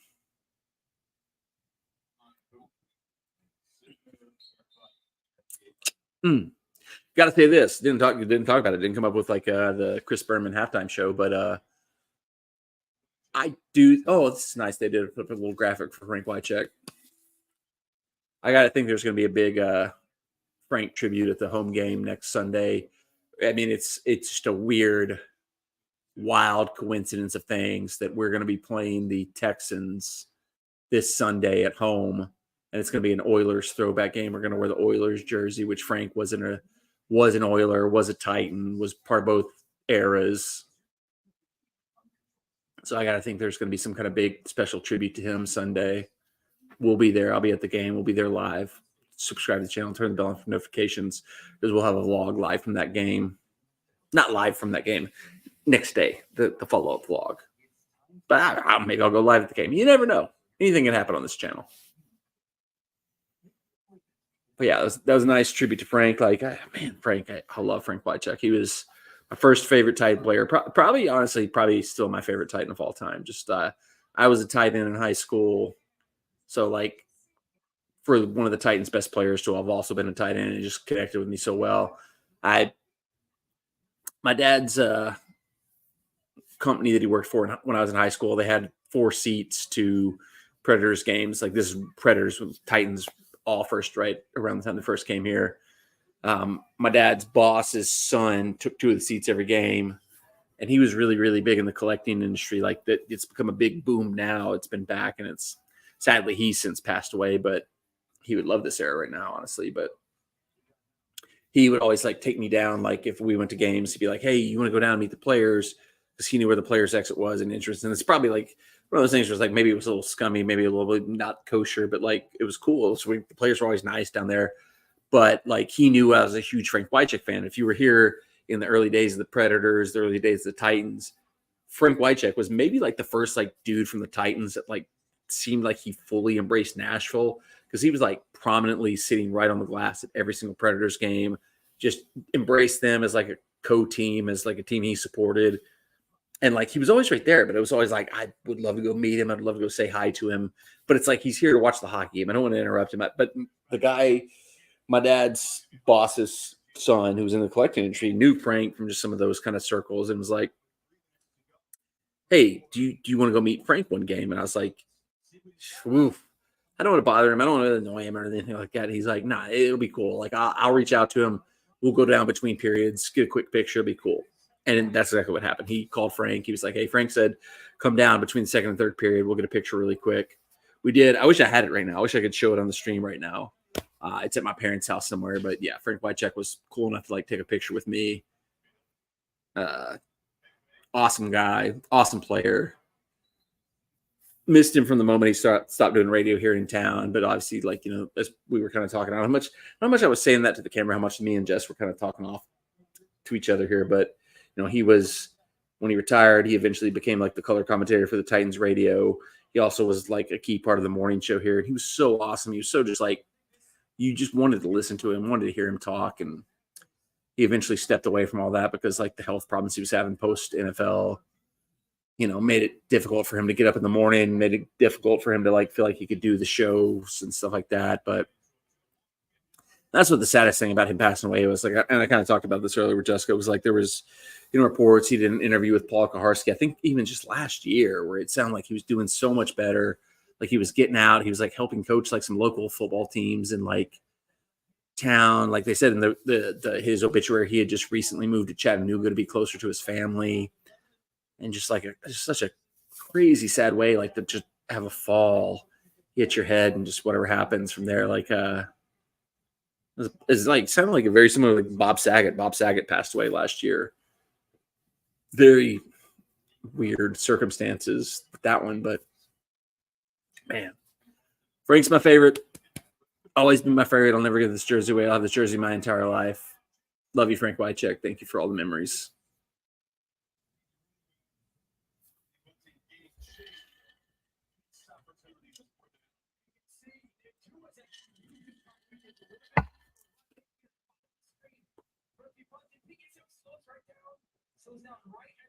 And it kind of got lost of time though. Like this is I think Frank Wycheck was also very popular in the early days of the Titans because he's kind of a handsome guy. I think my mom would probably testify to that he was her favorite Titan, not naturally because of his play on the field, because he was a handsome dude. Credit to him. Rest in peace. Great guy, great player, legend. And I feel like he was ahead of his time too. I was thinking, like, man, he's never really like gotten talked much for the Hall of Fame, but he was kind of like right before tight ends really became like huge. Like he was like Tony Gonzalez came right after him, like, you know, then Gronk, then, you know, Kelsey now, like that. He was kind of like a groundbreaker for like being like a team. He was our best receiver as a tight end. Like that's, you know, that's not uncommon in the NFL these days. You look around, like some of the best receivers in the NFL, Kittle, are tight ends. And like he was kind of, you know, early on into being like a dude who, like, you know, made a difference as a tight end. Like, and even they called him like an H-back even because he was like a half fullback, half tight end sometimes. And I kind of wonder, like, you know, I mean, the position evolved, like, you know, but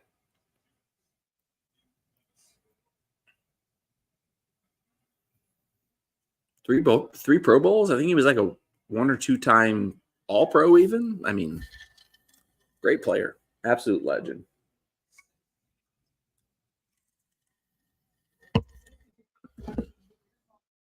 Super, super tragic. It was super sad. There were so many people that were posting stuff like, man, Steve and Frank connecting, throwing pitch again up in heaven. Like, you know, talking about, you know, because obviously Steve McNair tragically was murdered years ago. So those two guys, just both those, like really, like, I think like Frank, Steve, and Eddie George are probably like the you know, there you go, Tajay Spears. Tajay Spears. Give him the ball more. He just picked up like 7 yards. I would like Tajay Spears to run the ball a little bit more. That'd be great. Sorry. I feel like I'm trying to give these nice tributes, but I'm also like getting excited about stuff that's happening in the game. But I mean, to me, like Wycheck, you know, McNair and Eddie were like the three amigos, the three like linchpins of the early days of the Titans. Like, you know, Bruce Matthews Hall of Famer, probably arguably maybe the best player in like Oilers Titans franchise history, but he was he was only, I think he retired like within like 2-3 years of the Titans being here. So he was only with the Titans very briefly. He was much more an Oiler than a Titan. Oh, Hopkins, what a catch. Did he have his feet down? No. There were so many good players from that early era that were like linchpins of like establishing the team, getting people invested. Craig Hendrick, even, Samari Roll, Derek Mason. But I would argue like the three most important players in Titans history. And this might be a testament to, this might be like a bad statement of how bad the team has been post that first generation. I think Wycheck, George, and McNair might be the three most important players we've had. Derrick Henry probably can be in the mix now at this point in time, but did we just false start again?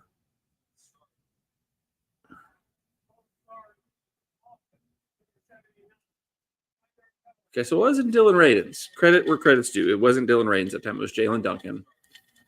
You've got basically like we've got two offensive linemen that we would. Oh yeah, such a clear false start. There's two players on the offensive line right now that we would actually like under normal circumstances want to be on the offensive line. Aaron Brewer was our day one center, which it's debatable should he be the starter, but he's a decent run blocker. Skorsky, the first round pick, but Jalen Duncan, a 6th round pick at left tackle. Radins, who's been just garbage at right tackle. Big catch by Derrick Henry. He looked like Hopkins going up for that.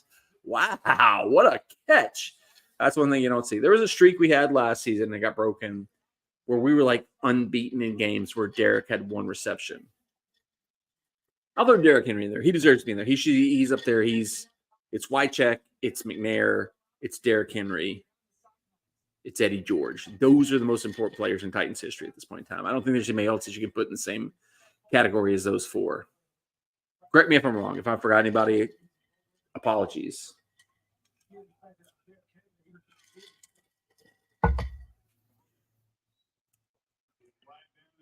Was it offsides? Free play? D-Hop. Here we go, D-Hop. No, it should have been a dead play. It was a false start. How's it a fault? Why did you call it illegal formation?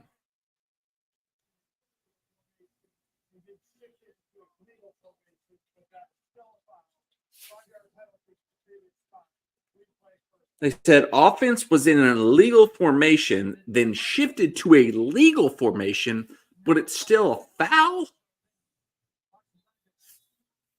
That's the end formation. They were in an empty formation. Levis called them in, never allowed them to get set. And then, you could see disappointment from Tim Kelly. It's the right call about the officiating. Oh, yeah. Dan Orlovsky has loved every call by the officiating crew today. Shut up, Dan Orlovsky. Like the refs literally said, you were in an illegal formation and then you went to a legal formation, but it's still a foul. And then Dan Orlovsky's like, yeah, the refs are so good. I bet Dan Orlovsky thinks Ivan Toney wasn't offsides last night.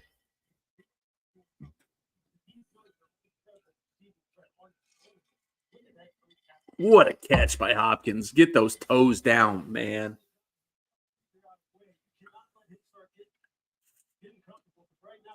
That is a crazy skill set. Like, how do you, as a receiver, learn how to get your toes down, where the line is, where to put your toes? That's crazy to me. It's one thing like catching, running routes, everything is obviously awesome, obviously insane, but like the skill level to be able to know exactly where the sideline is. And the Giants just scored a touchdown. The Giants just are going to go up 21-13 on the Packers. This Tommy DeVito dude, is he like, we've got multiple like potential Kurt Warners around the league right now. Tommy DeVito, we got Browning in Cincinnati. What a throw. What a catch. If I'm Daniel Jones and I'm watching what Tommy DeVito is doing, I'm like, well, he got his contract, so he should Ain't got too much to worry about. Oh, Spears! Oh, out of bounds. Is that a catch and a fumble? Woof. Crazy play. Get on the ball. Get on the ball. Get on the ball. Get on the ball. Get on the ball.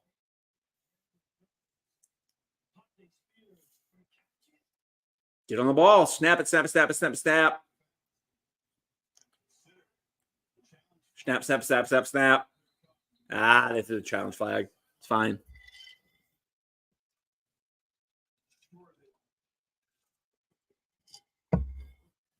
Hopefully that was a burn for them. Hopefully that was a burn for them.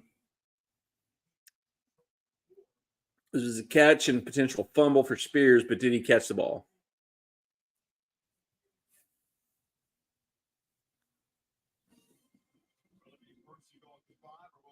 So over the shoulder, catch, step, step, step.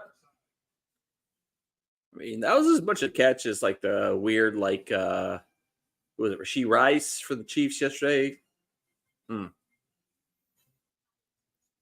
So anyway, so the Eagles game last night, Sunday Night Football. Watched the game.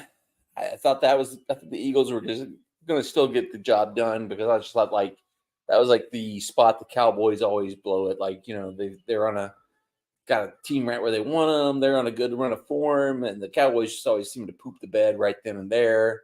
My good friend, the Bear of Texas, his podcast, he just put out one. I can't wait to listen to it. Hear what he said because he is the most. Sometimes I go back and forth. I don't know if he is a Cowboys fan or not because he does a lot of Cowboys podcasts. Like he's got a specific Cowboys feed for his Cowboys podcast, but he seems to just roast the Cowboys more than like anybody else in the world. And like he will post like tweets and like stuff like Cowboys Nation, just get ready to see what I'm about to do to you. You're not gonna want to hear it. But I'm like, I thought you kind of were a Cowboys fan. I'm looking forward to hearing this one because I was like thinking that was going to be a game where like the Eagles have been through this gauntlet lately, and I just thought like it was too set up for the Cowboys to win. I put like $20. Like I usually bet like not much on games, but I was like, this feels like stupid. I'm going to go $20. Eagles money line. This is the game the Cowboys always blow, and then they went and just stomped the Eagles, and it was crazy. And I honestly, if I were the Eagles players, I'd want out. Things are going wrong there. They've missed their window. The tush push is dead. Get out while you can. A.J. Brown should probably request a trade to a team in a state that doesn't have a state income tax, a nice city where there's like a good little strip of parties that you can go to every night. Kevin Byard, you know, maybe go back home where I don't know where he went to college, but if he wants to go to the closest place that he went to college to, he should request a trade.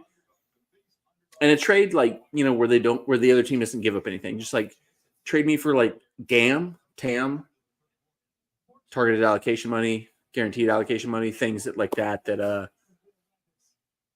exist in MLS, but not in the NFL. First and goal, call on the field stood, so the catch to Spears stood. Titans are now in scoring range. I definitely should have done like a combined receiving rushing yards for Spears, so we definitely would hit the over on that now. But Titans first and goal. Holy cow. Derrick Henry up the gut, not much there. Not much there.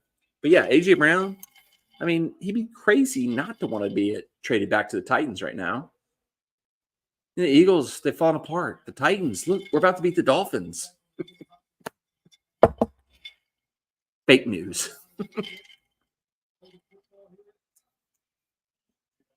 Two backs, Spears and Henry both in right now.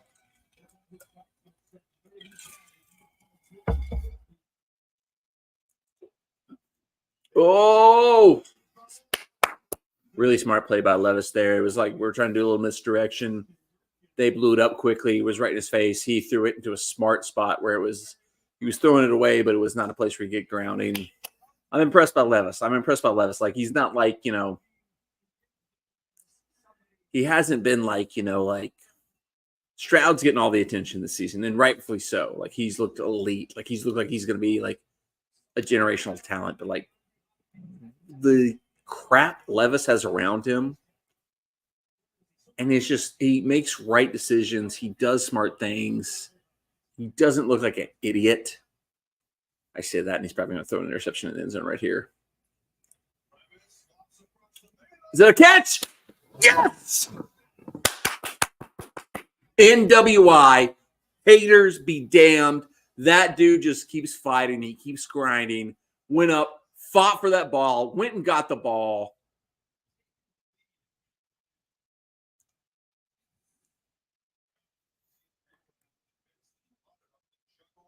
Uh-oh. Oh, no. Yeah, he might want to run a play. Yeah, that was not going to stand. Yeah, it hit the ground. That's not going to stand. But credit to NWI still. Like, a lot of Titans fans hate him. I am frustrated that he seems to constantly be our second best wide receiver. Like, we should maybe – should he be our fourth or fifth wide receiver? Probably. Control. Ball hits ground. Yeah, that's not a catch. Yeah. Yep, no catch. That's going to get overturned.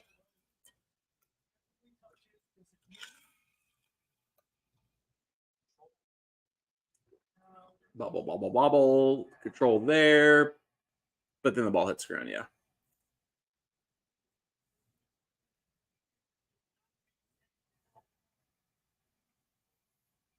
Dang. Will Levis just gave the camera a thumbs down, but I mean it was the right call. I mean, like you can't look at that and not agree. So it looks like it's gonna be a field goal here.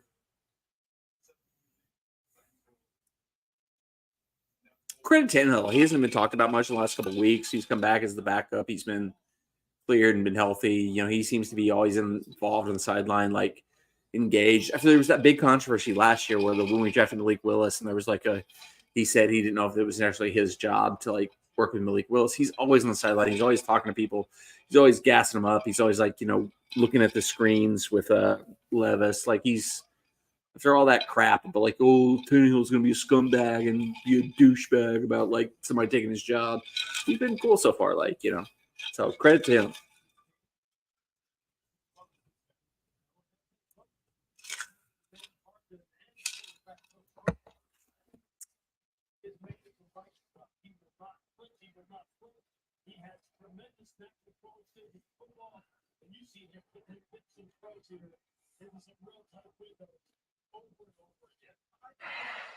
No, I think you're a fantastic boss. I like you being the boss.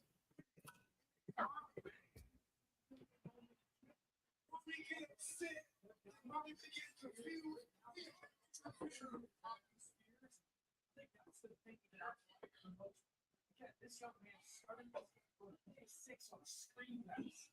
Ever since then, he has been very impressive. Charles London talked about keeping him at a neutral place. He could have gotten totally off kilter with how the way the game started, and he never did. Tip your cap to the guy. He's developing just like they wanted. We're going to see guys in the final four here. Two attack of the ball. Every kick back to the game.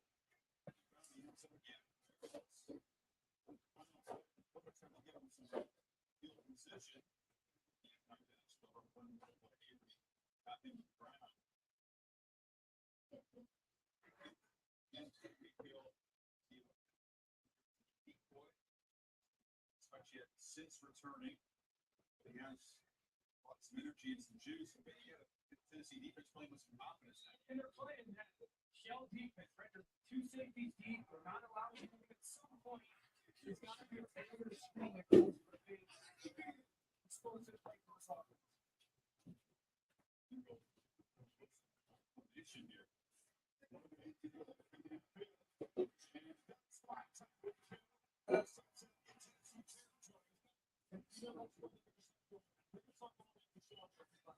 He's so next to the speed of what they got after they let this come play. They swing over there and go to work now. 23 yards. No, so it's 37 receiving a final quarter.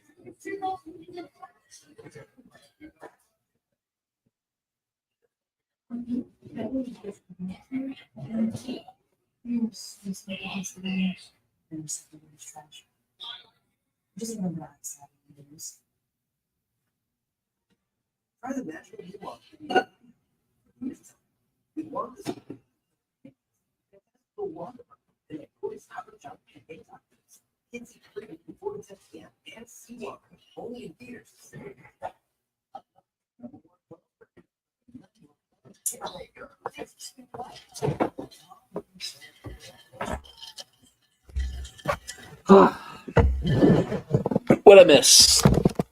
Dolphins scored 14 while I was gone. So not for like 2 seconds. Oh, I just got an alert. End of the third quarter. Titans 13, Dolphins 10. That can't be right. My below screen banner is not correct. Need to double check that.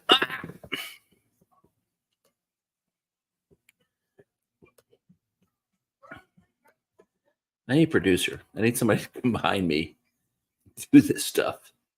So I don't have to like waller around like a walrus on the couch being like, let me update the score. If anybody would like to be my behind the scenes producer, apply in the comments down below. But also know you will not be paid. I make no money, so you shan't either.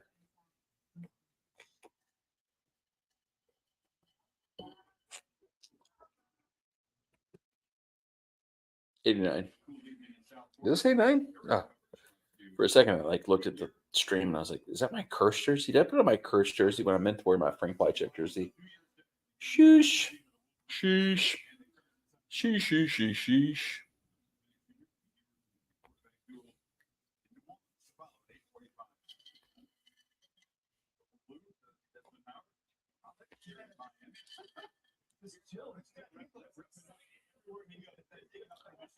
They showed Desmond Howard in the crowd at this game. Is he? That had to be a false start by them. I mean, like these motion plays. That quick motion. You see it? Not to Nico Autry, just a flinch. He saw color. He saw it move. He jumped. As soon as Tyreek moved up in practice, Some of these motion plays by the Dolphins, like how are they not false starts? Like I don't understand, like how. Oh, Tyreek Hill's back in, by the way. They were taking a shot too. Miami was trying to just move the launch point, move the pocket, and take a shot downfield to Tyreek. You know, like, what are the rules on like how certain players are allowed to move and certain players aren't allowed to move? Like, why can like a receiver like I don't know, or like do a quick pop like that? Oh, almost had him. Dang it. Oh, big leap by the fullback.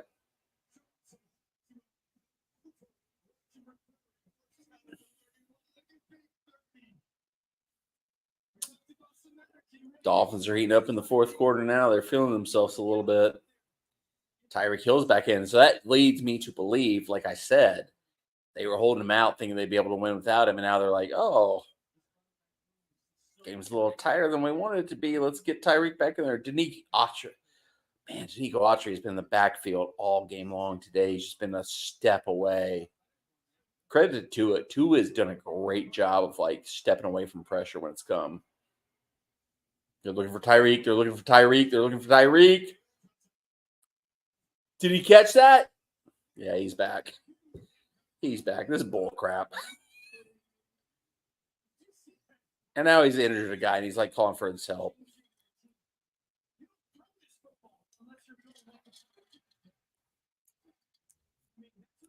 That's not fair.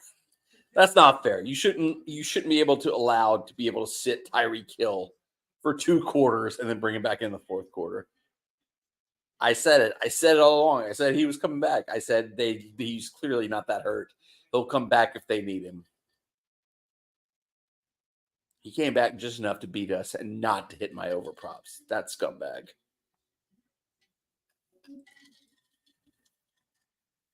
He could still get like 200 yards in this quarter. It's early in the fourth quarter. He could get a lot.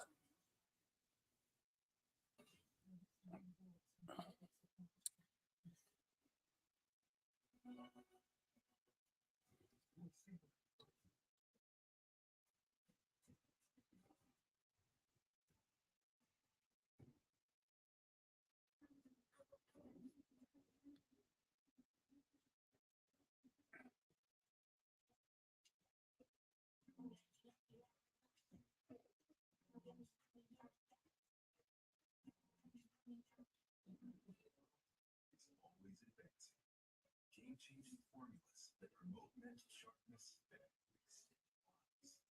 see what nutrition can do. Always advancing.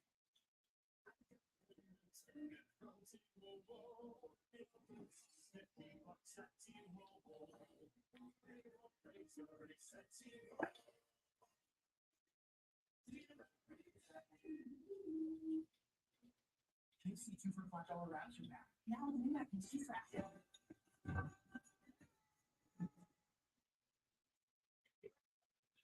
Cheese wrap. Just $5. It's the new thing.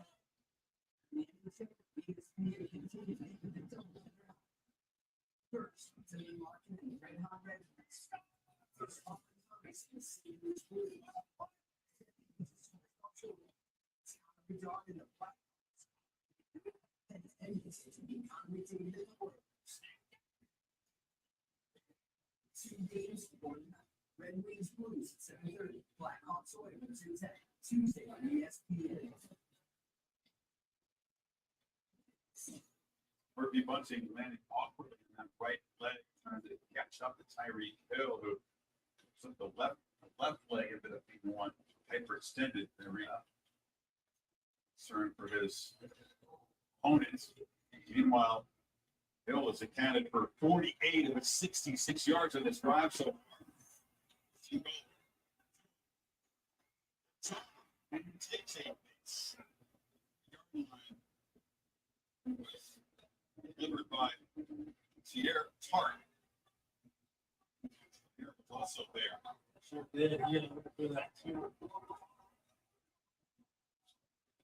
Tyreek with a cut split right now. This is when they love to throw the fade to him. In far side, and could work his way. Tyreek Hill was defended back there. He shakes his head and says, not this time. This is the interesting thing about this lineup. They don't have that little fade guy now. They don't have that who go up and climb the ladder. Which makes it interesting how they find the passing game. I think this is a situation where they love to break the huddle real quickly, get into complete split, and try to get spot concept, flat, sick. You shouldn't be allowed to pretend that Tyreek was hurt for 2 quarters, and then he just comes in and is immediately like, oh, no, I'm still Tyreek Hill. His ankle's not even taped anymore. I think they faked the injury. I think they faked the injury to suck the Titans in, to trick Vegas bettors. Oh, Tyreek. Oh, Tua just slid down and fell. Sacked.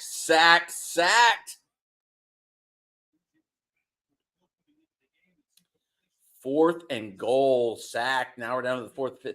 This has got to be the way you beat this is how you beat the Dolphins.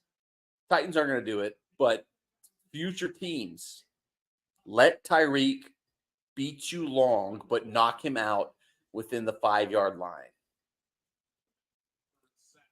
They don't seem to have a way to score instead of the 5. They got these 2 little like dash backs. They don't have a power back. They don't have any kind of power. Like famous last words, they're going to like score like 15 touchdowns.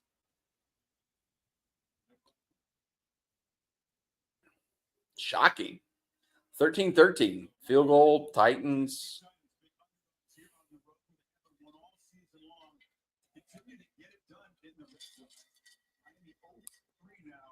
There's a flag. What the hell did we do?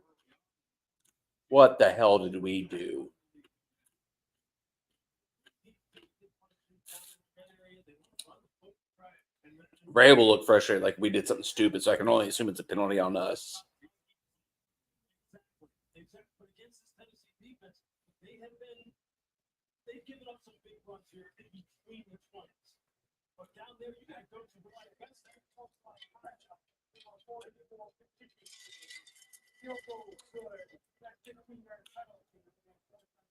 Oh, the penalty was on the Dolphins, like an unsportsmanlike. How do you get an unsportsmanlike foul on a field goal kick on the kicking team? Like, just get off the field. Like,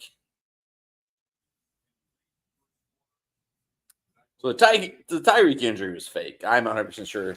Now, Tyreek Hill faked the injury. They wanted to protect him. They wanted to sneak him out of the game because he's come back out. He's looked like 100%. His ankles aren't taped at all.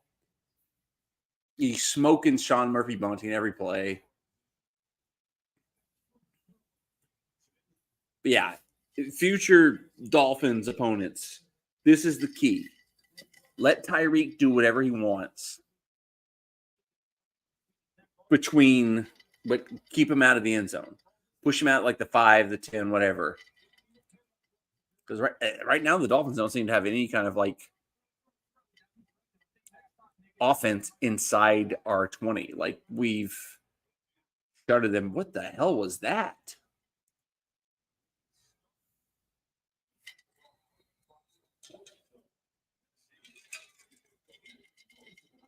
Because they've been like terrible. Anytime they've gotten inside our 10, they've completely fallen apart. So yeah.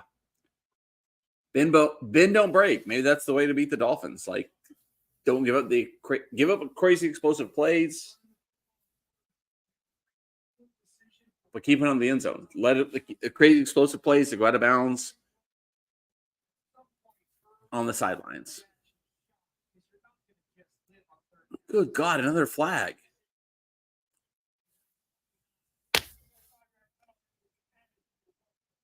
Starting to go against the Dolphins. Like, there's a flag on every play. This is getting crazy. At least some are going to the Dolphins. That was like they had a legal formation on the kick.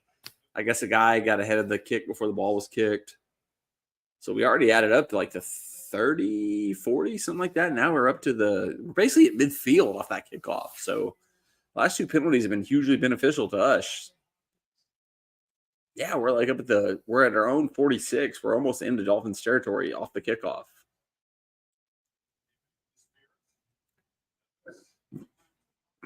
Nothing there.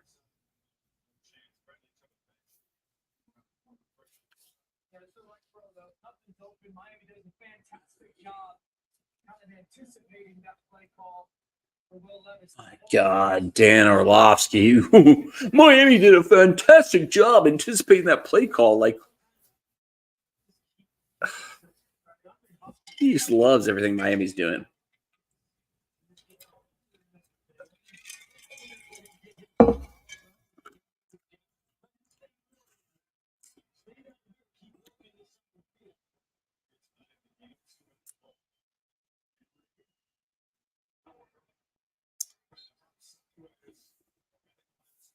Second and 10, a terrible handoff to Derrick Henry. Stop for a massive loss. The tank is on. That was a tank play right there if I've ever seen one.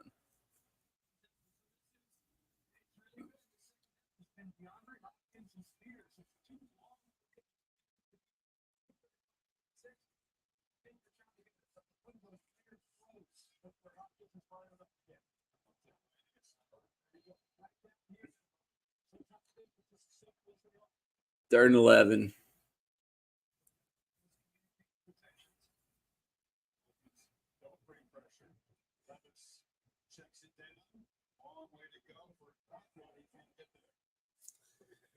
Dump off the Chig in the flat. It's going to be 4th and about like 6. Midfield, I'm sure we're going to punt. He's there. I think that pressure forces the throw. So they're going to talk it out on the sideline. You can see DeAndre up, cat right there. Okay, he's going to watch these. Watch his flow. You see it. You start walking towards him. How do you make the nation? That's what happened. Opposite is 7 starts. So kind of more person than communication. But I'm talking about that. The heated and shape the sideline. We can go communication down. Punt to the end zone. That's about to the 20. Oh.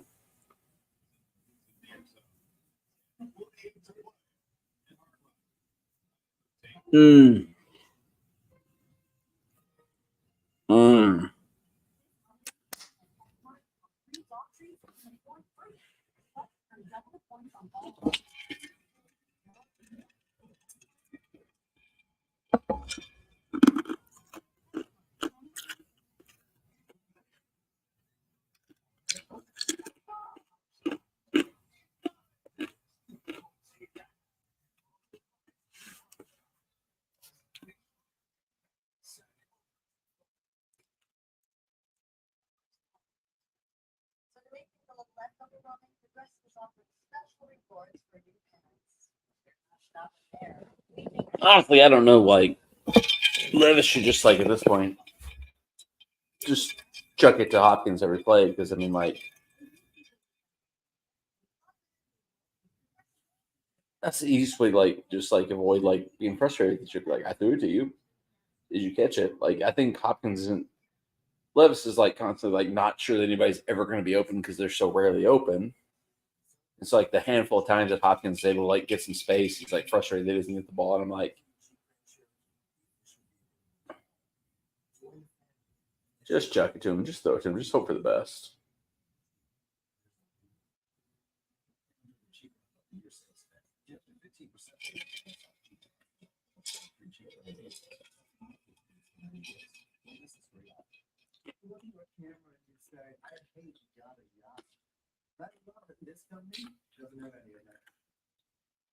You know what yada yada is. Do you have an activation fee? How many people do I need to get the test prep on the board? You shouldn't yada yada. Because details matter. Yeah. I'm already in it. For Visible. Visible has no activation fees, no need for a family. Just one line wireless on the wireless network, $25 a month every month. Reminder of the big picture. If she playoff race Dolphins, they lose to the Ravens, so they can technically lose this game and still maintain their destiny. They have to visit Baltimore. That's tough schedule next week. And then Dallas comes in here at Baltimore News, and then the Bills were very much alive in the AFC East race. And Miami doesn't win tonight. Come here.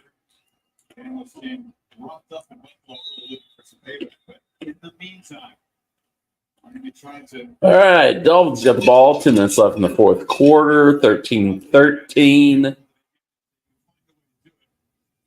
Hand off to Moster. He's going to get about 8 yards.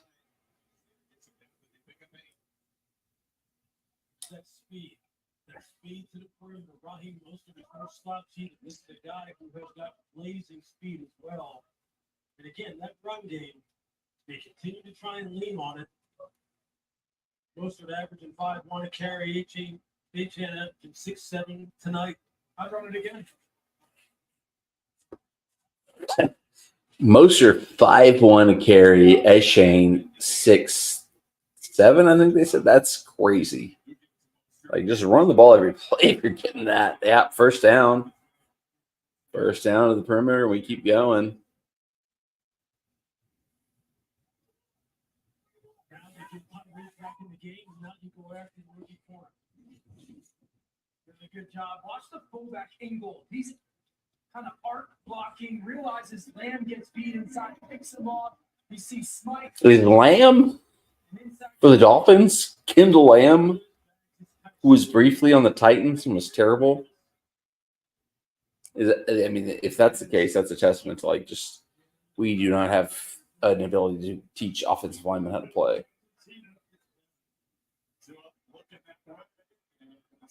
Oh, big hit. Yeah, young not to try on that one. Shane Gibbons just blew him up right there. They wanted Tyreek. They're trying to set Tyreek up on something there.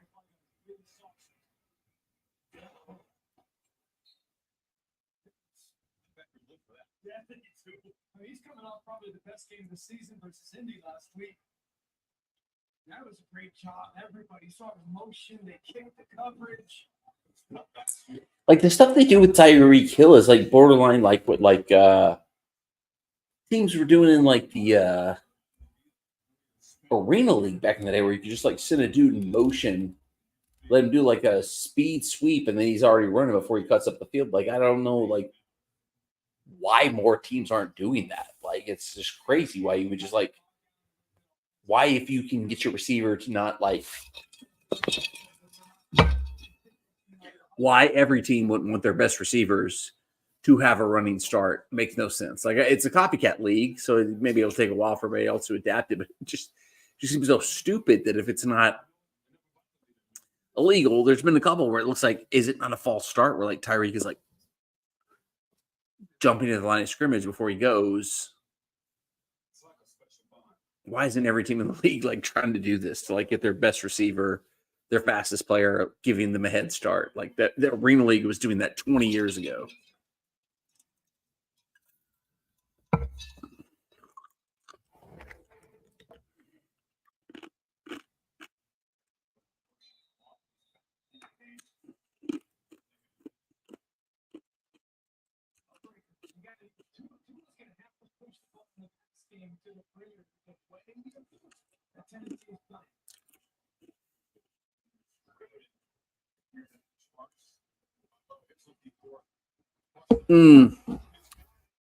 Big throw to Waddle. It's just not fair. He should not be allowed to have Tyreek Hill and Jalen Waddle. That's cheating. That's cheating.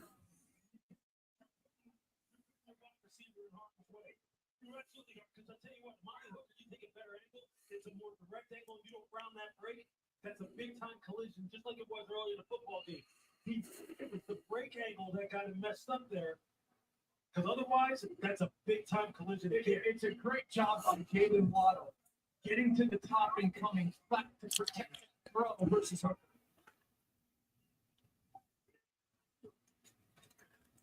First down, flags. Very quickly, it's going to be on Miami. Holding. Wow. I think you're going to get it on the top. We've got one of the backups having to step in tonight. Holding off number 66. And your penalty. Marlon Davidson, who's in for some of the injuries for Tennessee's defensive line, did a good job of floating off the football. Watch that matchup right there between those two guys. Yeah, turn vision.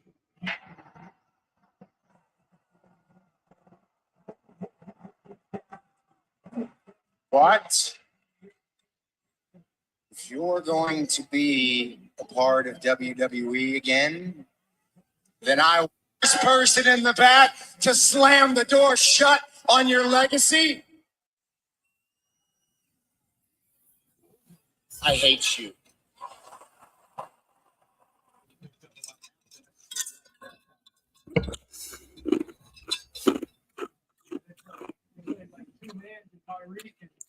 Really just left A-Can uncovering details of 5'9" running back, or wide receiver.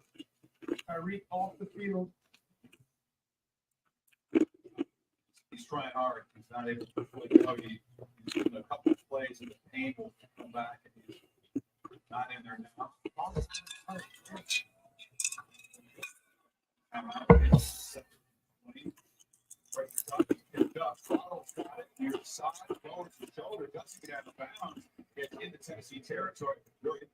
Second and 20 after the holding, we let them pick up like 16 yards.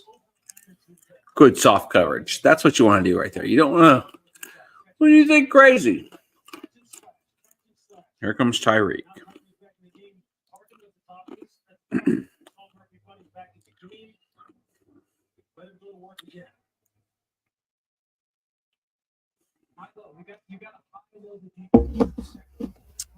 Third and 6 could be a huge moment of the game. We're under 10 minutes in the game. Jesus Christ. Dolphins at midfield. Tua looking for something. He's hit. He's back. Let's go. Landry. Get your Landry membership card right now. Go to Morton's. You'll get sacked. Ollie the steak. That made no sense. I was all over the place on that one. Fantastically cover both Tyreek and Tua, and then look at those games that really get on the offensive line at kilter. Punt. Don't touch it. Don't be stupid. Don't touch it. You idiot. God damn it. How do we still have these stupid idiots on special teams? Why are you touching the ball?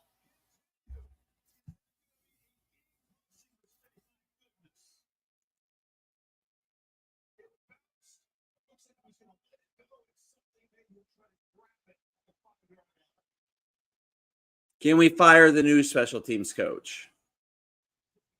What are you doing, you idiot? Why are you trying to...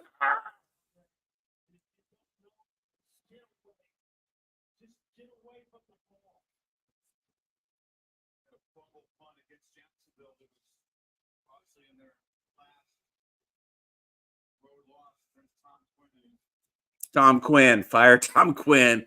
Fire the other special teams coach. Keep firing every special teams coach until somebody can teach these morons. How do you not know Peter? A goddamn high school team knew Peter.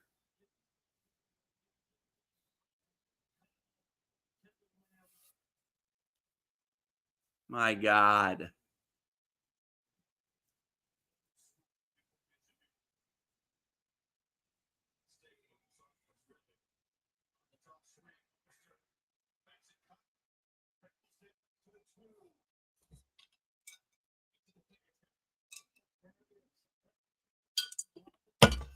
This is a J-Rob problem. Never signed anybody, never drafted anybody who had any sensibility, who had any intelligence, who had any experience returning punts, fielding field goals, stuff like that. Just whoever was on the roster was like, this guy can do it. You have to draft for those positions. Like you draft a quarterback, like draft a receiver, draft a running back. Touchdown, Mostert. Easy peasy, cotton squeezy. Just give it to him. Just give it to him. So fucking stupid. Tyreek Hill's not too injured due to the wheelbarrow race. Little celebration right there. Investigate the Dolphins who are faking Tyreek Hill's injury. Who cares? Give them the touchdown. Let's not do the play again.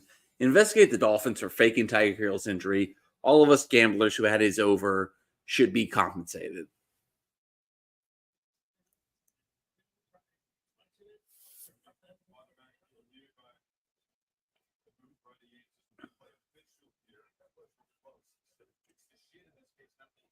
How fucking stupid do you have to be to touch that ball?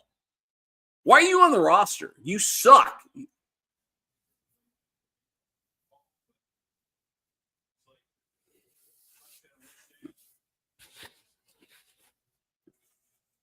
The Titans might honestly be like, what is it? We might be 12-0 if we didn't have the stupidest players in the world. Like, why are you touching that ball? Why are you touching that ball? What do you think, you're gonna pull it out of the air and like try to return it like it?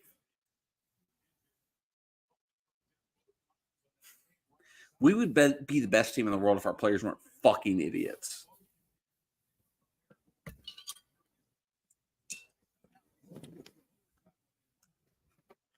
Like, what is it? Why is he touching the ball? Get out of the fucking way, you dumb piece of shit.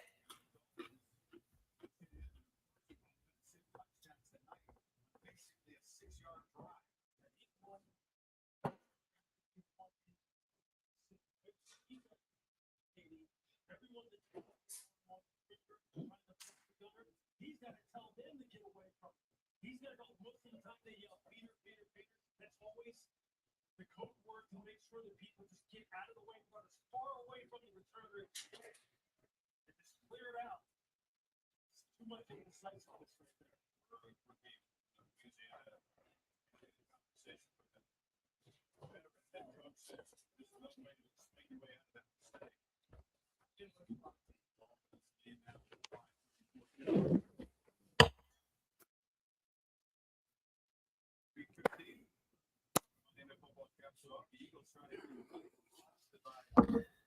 Unreal. Just unreal stupidity.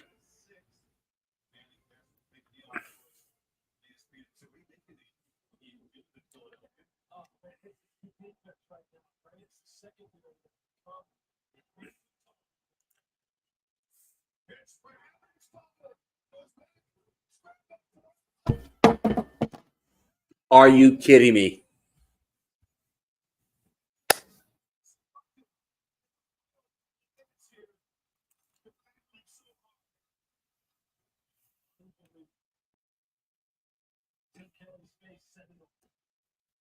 What just happened?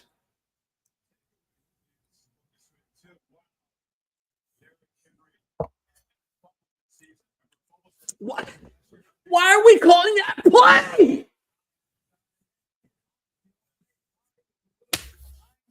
What is that play called? Why is Will Levis pitching it at Derrick Henry's face?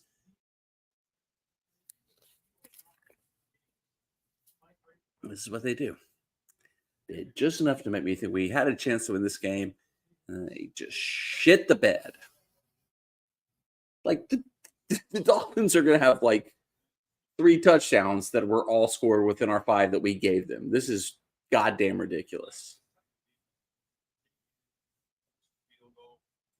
Like, what was that play called? What was that play called? Why are you calling a weird half pitch to Derrick Henry's face? Throw the ball. Hand the ball off. Don't be fucking stupid.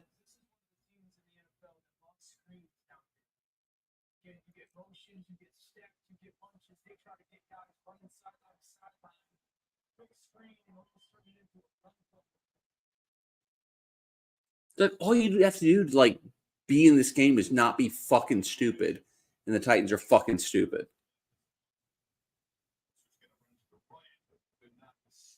Probably offsides. There's 5 before the ball got snapped, so I'm sure we're offsides because we're fucking stupid.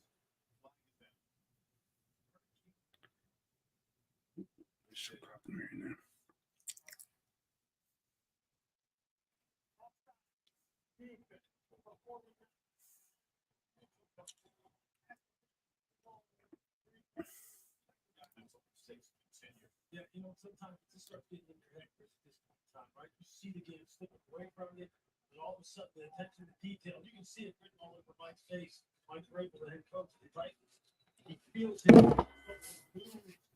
So we constantly get this, like, and I ain't turning on Vrabel yet. But we constantly get these shots of him on the sideline, like, so confused about how his team does such stupid shit. And all we hear about is like, oh, Mike Vrabel's a genius. He's one of the best coaches in the NFL. Touchdown, Dolphins, and the blowout is on that we expected from the get-go. This is where we should have been all along. They did just enough to make me feel like we had a chance, and they had to fucking just blow it. So thank God. Fuck you, Titans. But we constantly get these shots of Vrabel being like, what just happened? Because the team keeps doing fucking stupid stuff. And it's like,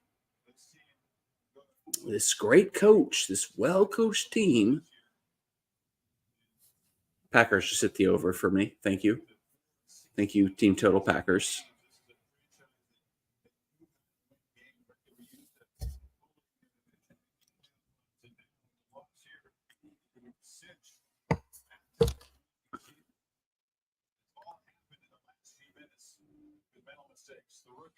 Yeah, mental mistakes.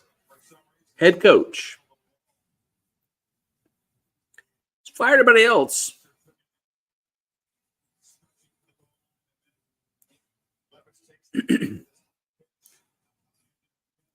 He's fired everybody else. Last man standing. Last man standing is Mike Vrabel. And badly coached team that does stupid shit all the fucking time. Gotta start pointing at the head coach a little bit. Gotta start saying, hey, why does your stupid team do stupid shit all the fucking time? You're always over there going like, looking frustrated, like, I can't believe these idiots don't know what to do. That's your job. This close. This close.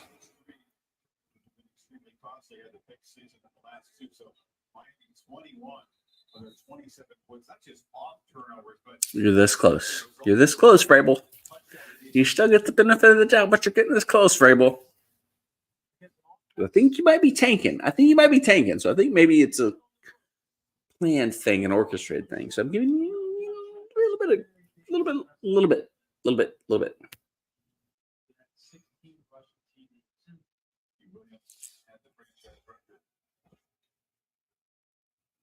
those fans up. He has had to earn. Levis now needs something special to win. Johns Hopkins for a short game. You're pulling right now with your Tennessee. Time is of the essence. Will Levis, you're just trying to get as many completions as you can. I've had a bunch of them down here. That's unreal. That's fine. It's expected. That's what he is. So the party is back here. This would not be vintage 2023 Dolphins offense. Just wasted 30 seconds there. They'll take it. Can't get a playoff. Levis floats it in. Floated was hit as he threw the near pick by Kohu. Bradley Chubb, We're down 2 touchdowns. wrecking crew. Have all 3 timeouts, and we just let 40 seconds run off the clock. Be all over Will Levis. What is this team doing? Dolphins tried to give us this game. One guy playing like he wants to prove what he picked. He's worth the money that he got, the big contract that Bradley Chubb got. Just look and say, my time is coming. It'll be a bubble type season for Clemson. Across the middle, follow. First down. Should we go? Should we get on the ball? Should we try to hurry up? It's 3:45. See when the next snap happens. Number 3 in the progression. Snaps his eyes late. Runner's ball. Actually, good job. Good job. We got to play off. Oh, that was wild. First down into the 50. 3:20. See what happens here. How quick do we move? How quick do we move? Defensive line. First thing was a gas. He's trying to get off the field. They rarely do. Levis working in their beat. Incomplete. Stops play.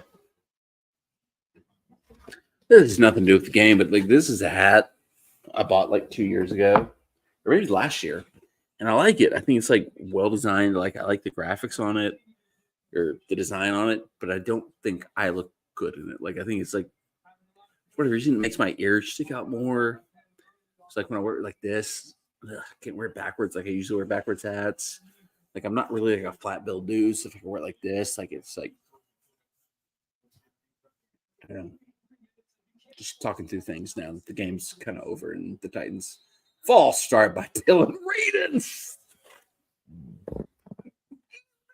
Can't just fucking stay still. Like he's so bad at blocking. He would be better if he just didn't move. He would block their pass rush better if he just didn't move on the snap. Like if he just sat still. Like if he just went and stood in his position, didn't move at all, he'd be fine. I got to figure out if I can wear this hat or not. That's going to be the rest of my Titan season is going to be figuring out if I'm wearing this hat.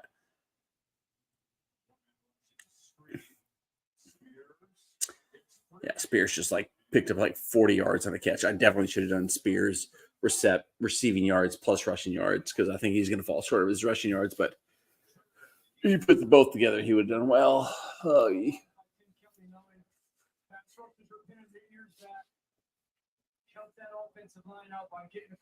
probably would have been good if we got those extra points we could have got at the end of the first half when we got the ball back with 2 minutes and 3 timeouts, and we did 3 straight handoffs up the middle to Derrick Henry. Those points would have been pretty cool right now.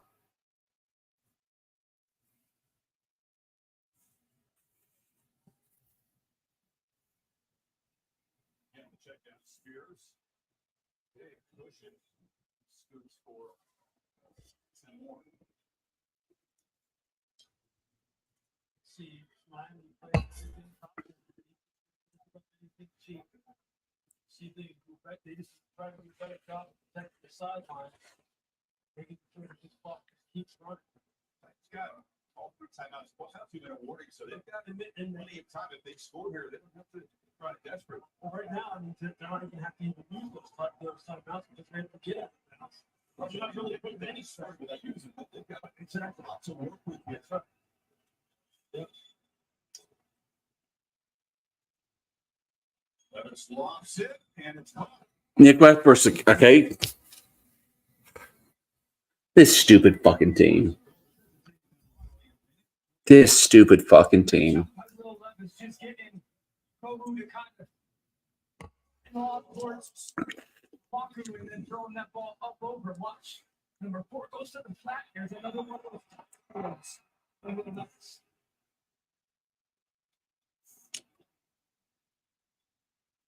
In the pocket. That takes off. Puts it into the touchdown. Great. See if that place to go for 2. That little look from Will Levis. Yeah. Running right, staring right, going back across the body, press and drive. So this is really smart by Mike Vrabel. Going for 2 here, because if you go for 2, get it, you cut it to 6 points, you basically give yourself a chance to score extra point, wins the game. If we don't get it, then we know, hey, we still have a chance to get the tie. He's going for the win, and analytically, this is what makes sense. You've got very much involved in the analytics in play. This is so dumb. I hate analytics. This makes no sense. Just kick the field goal, idiots.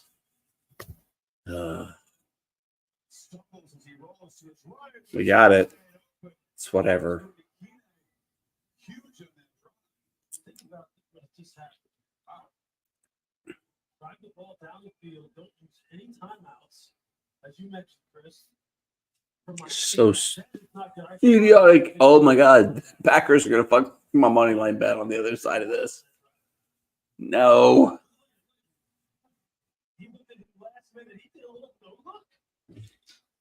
Oh my God. The Giants won.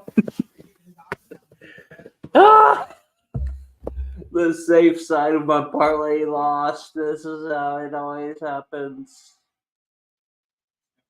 Gambling sucks. At least the Packers cashed my over 20.5.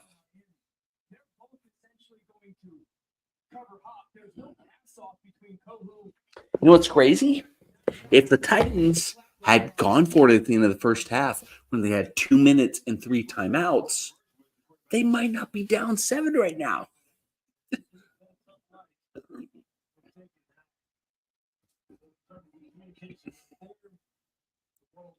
Maybe if they hadn't gone conservative then, something would have happened.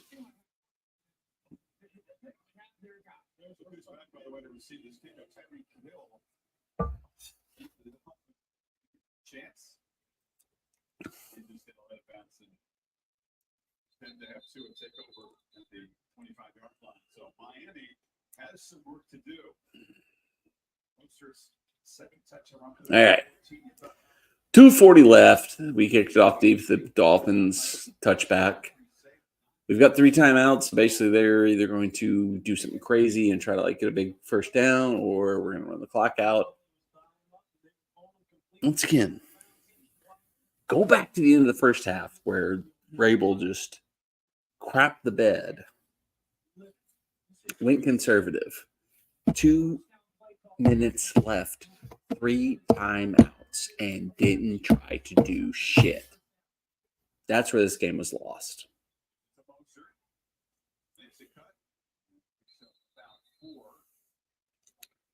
There's technically 3 timeouts and the 2-minute warning. So there's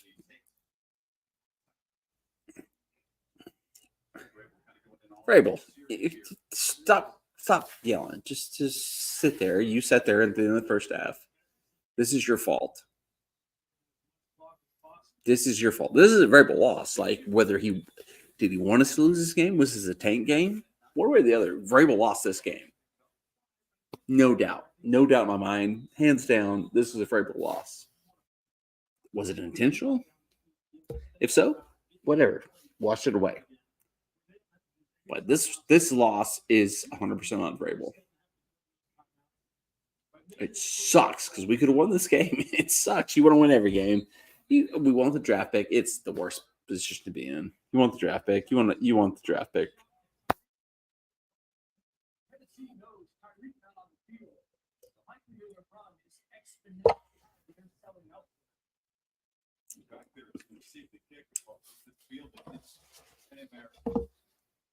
sideline with the helmet on. Reminder, the significance, Dolphins, the win would go back to the game in front of Buffalo in the division, equal Baltimore for top seed spot in the AFC. By the team that hasn't won playoff game again since 2000 and is desperate to get home field for a playoff game or two. I'll be back in the game here on 3rd and 6. They're going to double team him and Jalen Waddle. It's going to have to be someone else. Steps up, looking to create, sidestep, tackle, flag comes in late. As he's running for a short game, and it's going to be a hold.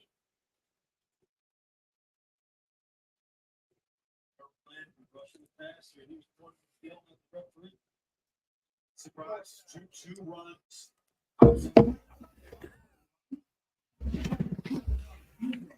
Why? Bring down Tua. They get a hold. It's 4th and 2. They're going to punt it back to us. Just end it. Just end it. We are trying to throw this game. We are so clearly trying to throw this game. The fact that we didn't do anything at the end of the first half. The fact that, like, we've run. Oh, my God. He almost fumbled again. You piece. Why is he still back there?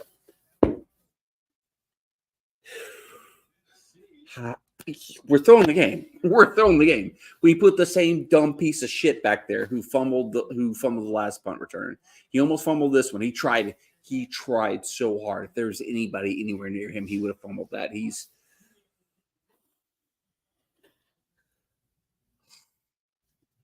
Don't put a punt. We would be better off not putting anybody back there. Just let the punt fall where it lies. 2:15 left. We actually have 1 timeout left somehow. Down 6.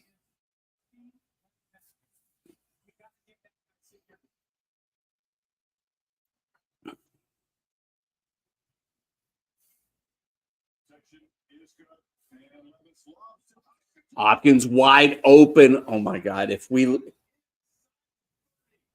he's out of bounds. Stops the clock.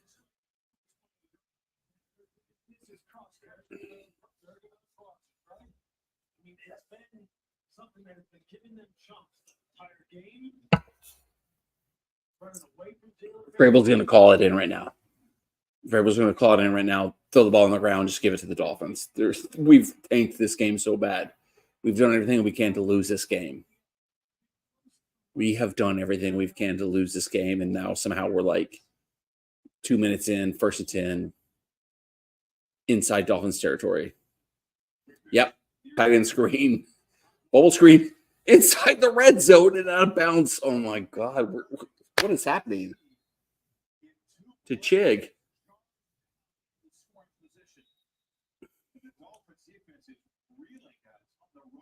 What is happening? What are we doing here?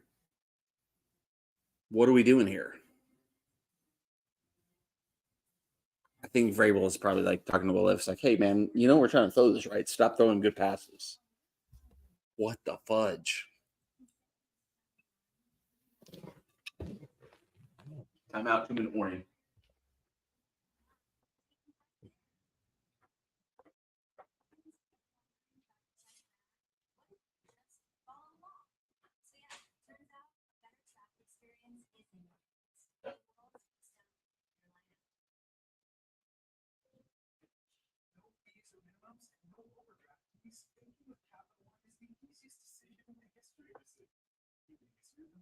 All right, 2 ways to deliver the toys to the kids.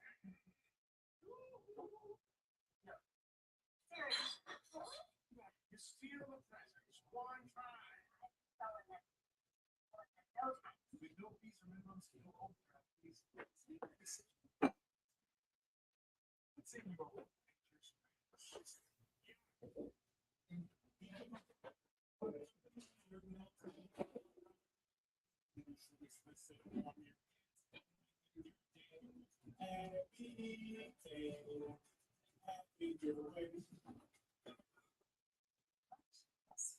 That'll be $23. Your ad says it's pretty. It is for our unfortunate passengers. Pretty extra.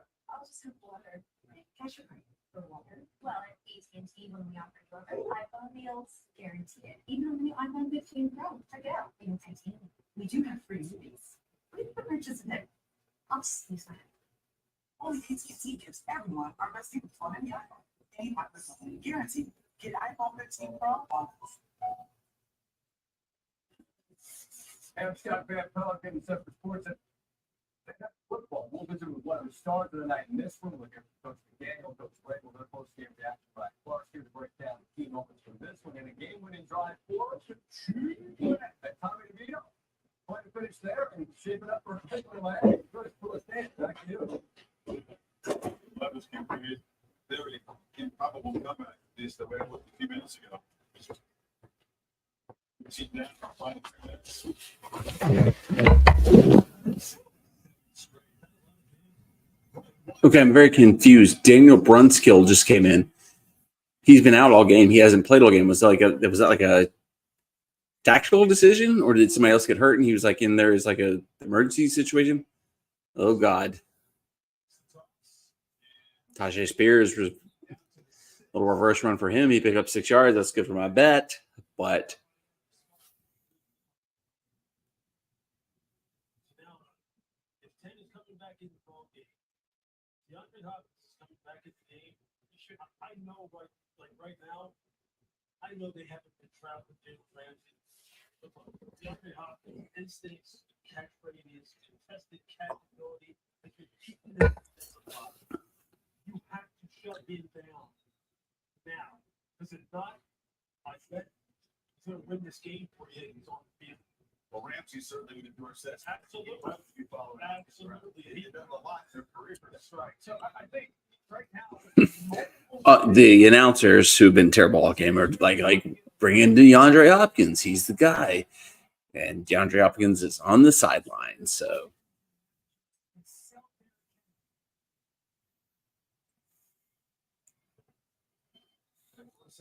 ball start Nick Westbrook, PD, you idiot! God damn it! How hard is it to not do that? That has got to be like our 15th false start of the game. see that shit? That's what forces Westbrook. I can't even move. It's almost like that. It's already first. Yeah. No, you're right. Delay game defense. Oh! Wow, delay a game on the defense. I don't know why.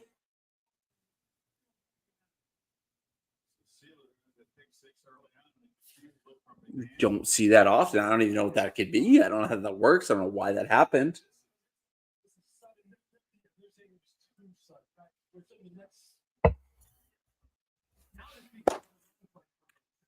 Holy crap. What are we at? Is 2nd and 1 on like the 6. Less than 2 minutes left. Down 6. Handoff. King up the middle. Go, Derek. Go, Derek.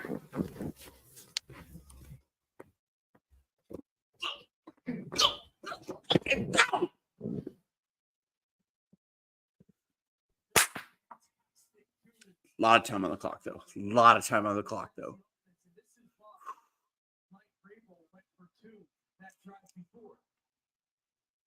Love it. Love to see the passion from Levis. Love to see the fire. Love to see the energy. A lot of time left on the clock, though. A lot of time on the clock.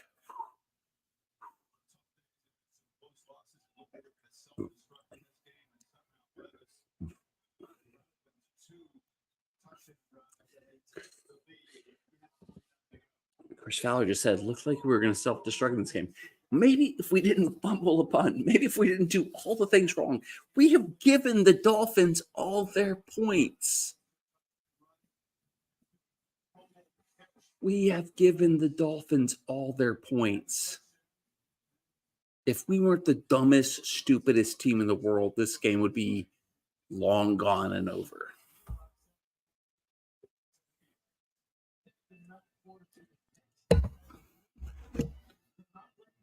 football totally control and really it starts with the quarterback.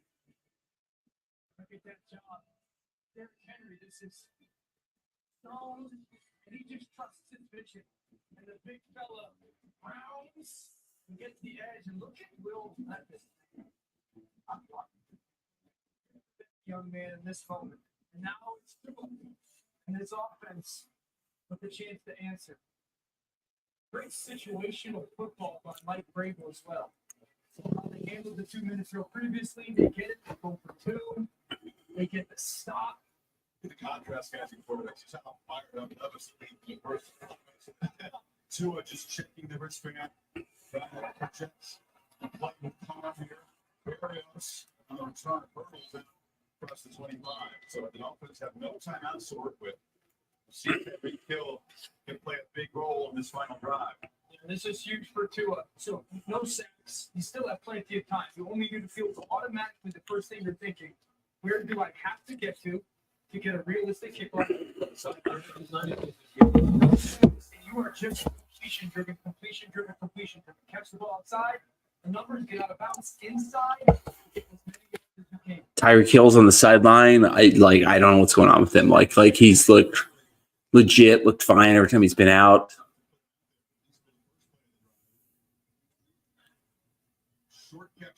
Caught in bounds. Good play.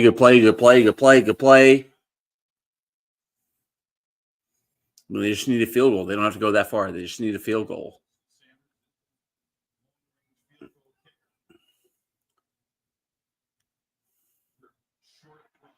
Get him in bounds again. No, they get him out of bounds on that one. That was Achan. I got him on over his receiving props.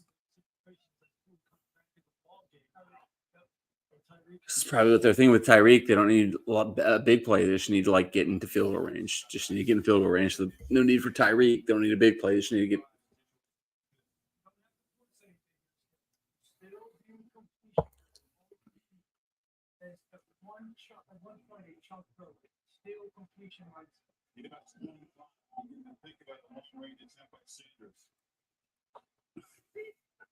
Tyreek's in now. Got him. He's down.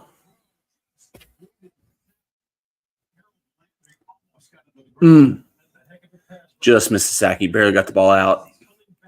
That would have been huge. That sack might have been ball game. Is his knee? Oh, wish his knee was down. Come on. Come on, defense. Rise up. I don't want to win. Shit. This is the worst spot to be in. You want to win, but we suck. We need a draft pick. I hate this. False start. They should have been the false start. Tackle in bounds.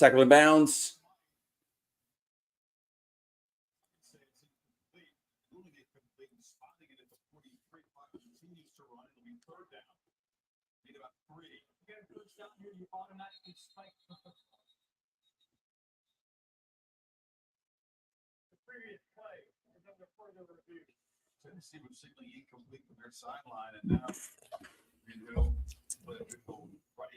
look. Did he have it long enough? Try to squeeze it between the thighs. It's a leg catch. Did it hit the ground and move? You couldn't see it from that angle. So let's start coming out of there. Last minute. Yeah. Cup the football as he was squeezing the thighs together.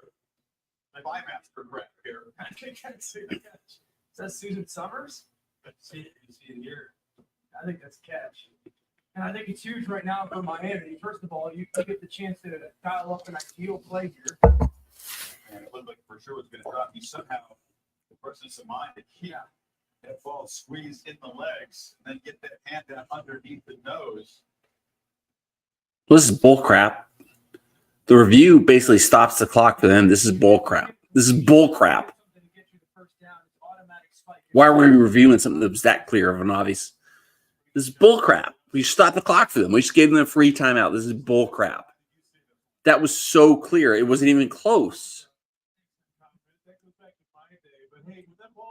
the legs. That's not control, but under the hand, yes. Yeah, it should wind the fucking clock. Basically gave them a free fucking timeout to like reset and figure out what to do next. Bullshit. No, it was not a good stop by replay. It was clearly a catch. There was nothing ever there. Duh.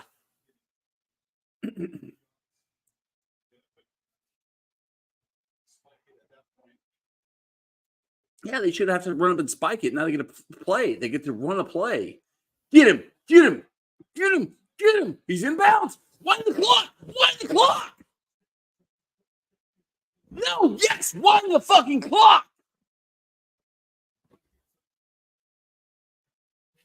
He was not even close. Get a stop. Get him. Get him. Get him. Got him. He's down. Yes. Let's fucking go.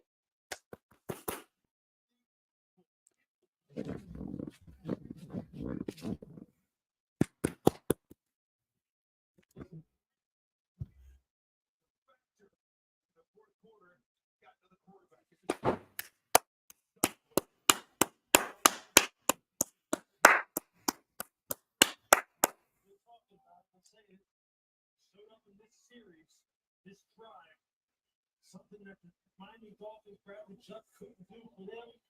Couldn't get to the quarterback, couldn't get Will Levis on the ground. What a huge for Tennessee Titans. 5 sacks for that Titans defense. Talk about they've been sacked 17 times this season coming in. Didn't have three. It's unbelievable. Didn't have their best D lineman, their best defender on the field tonight, Jeff Simmons. And Mark Brady.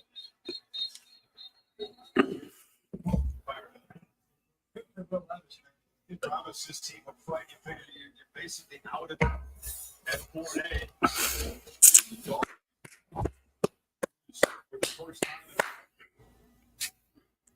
I don't know how we won that game. We tried to do everything possible to lose that game.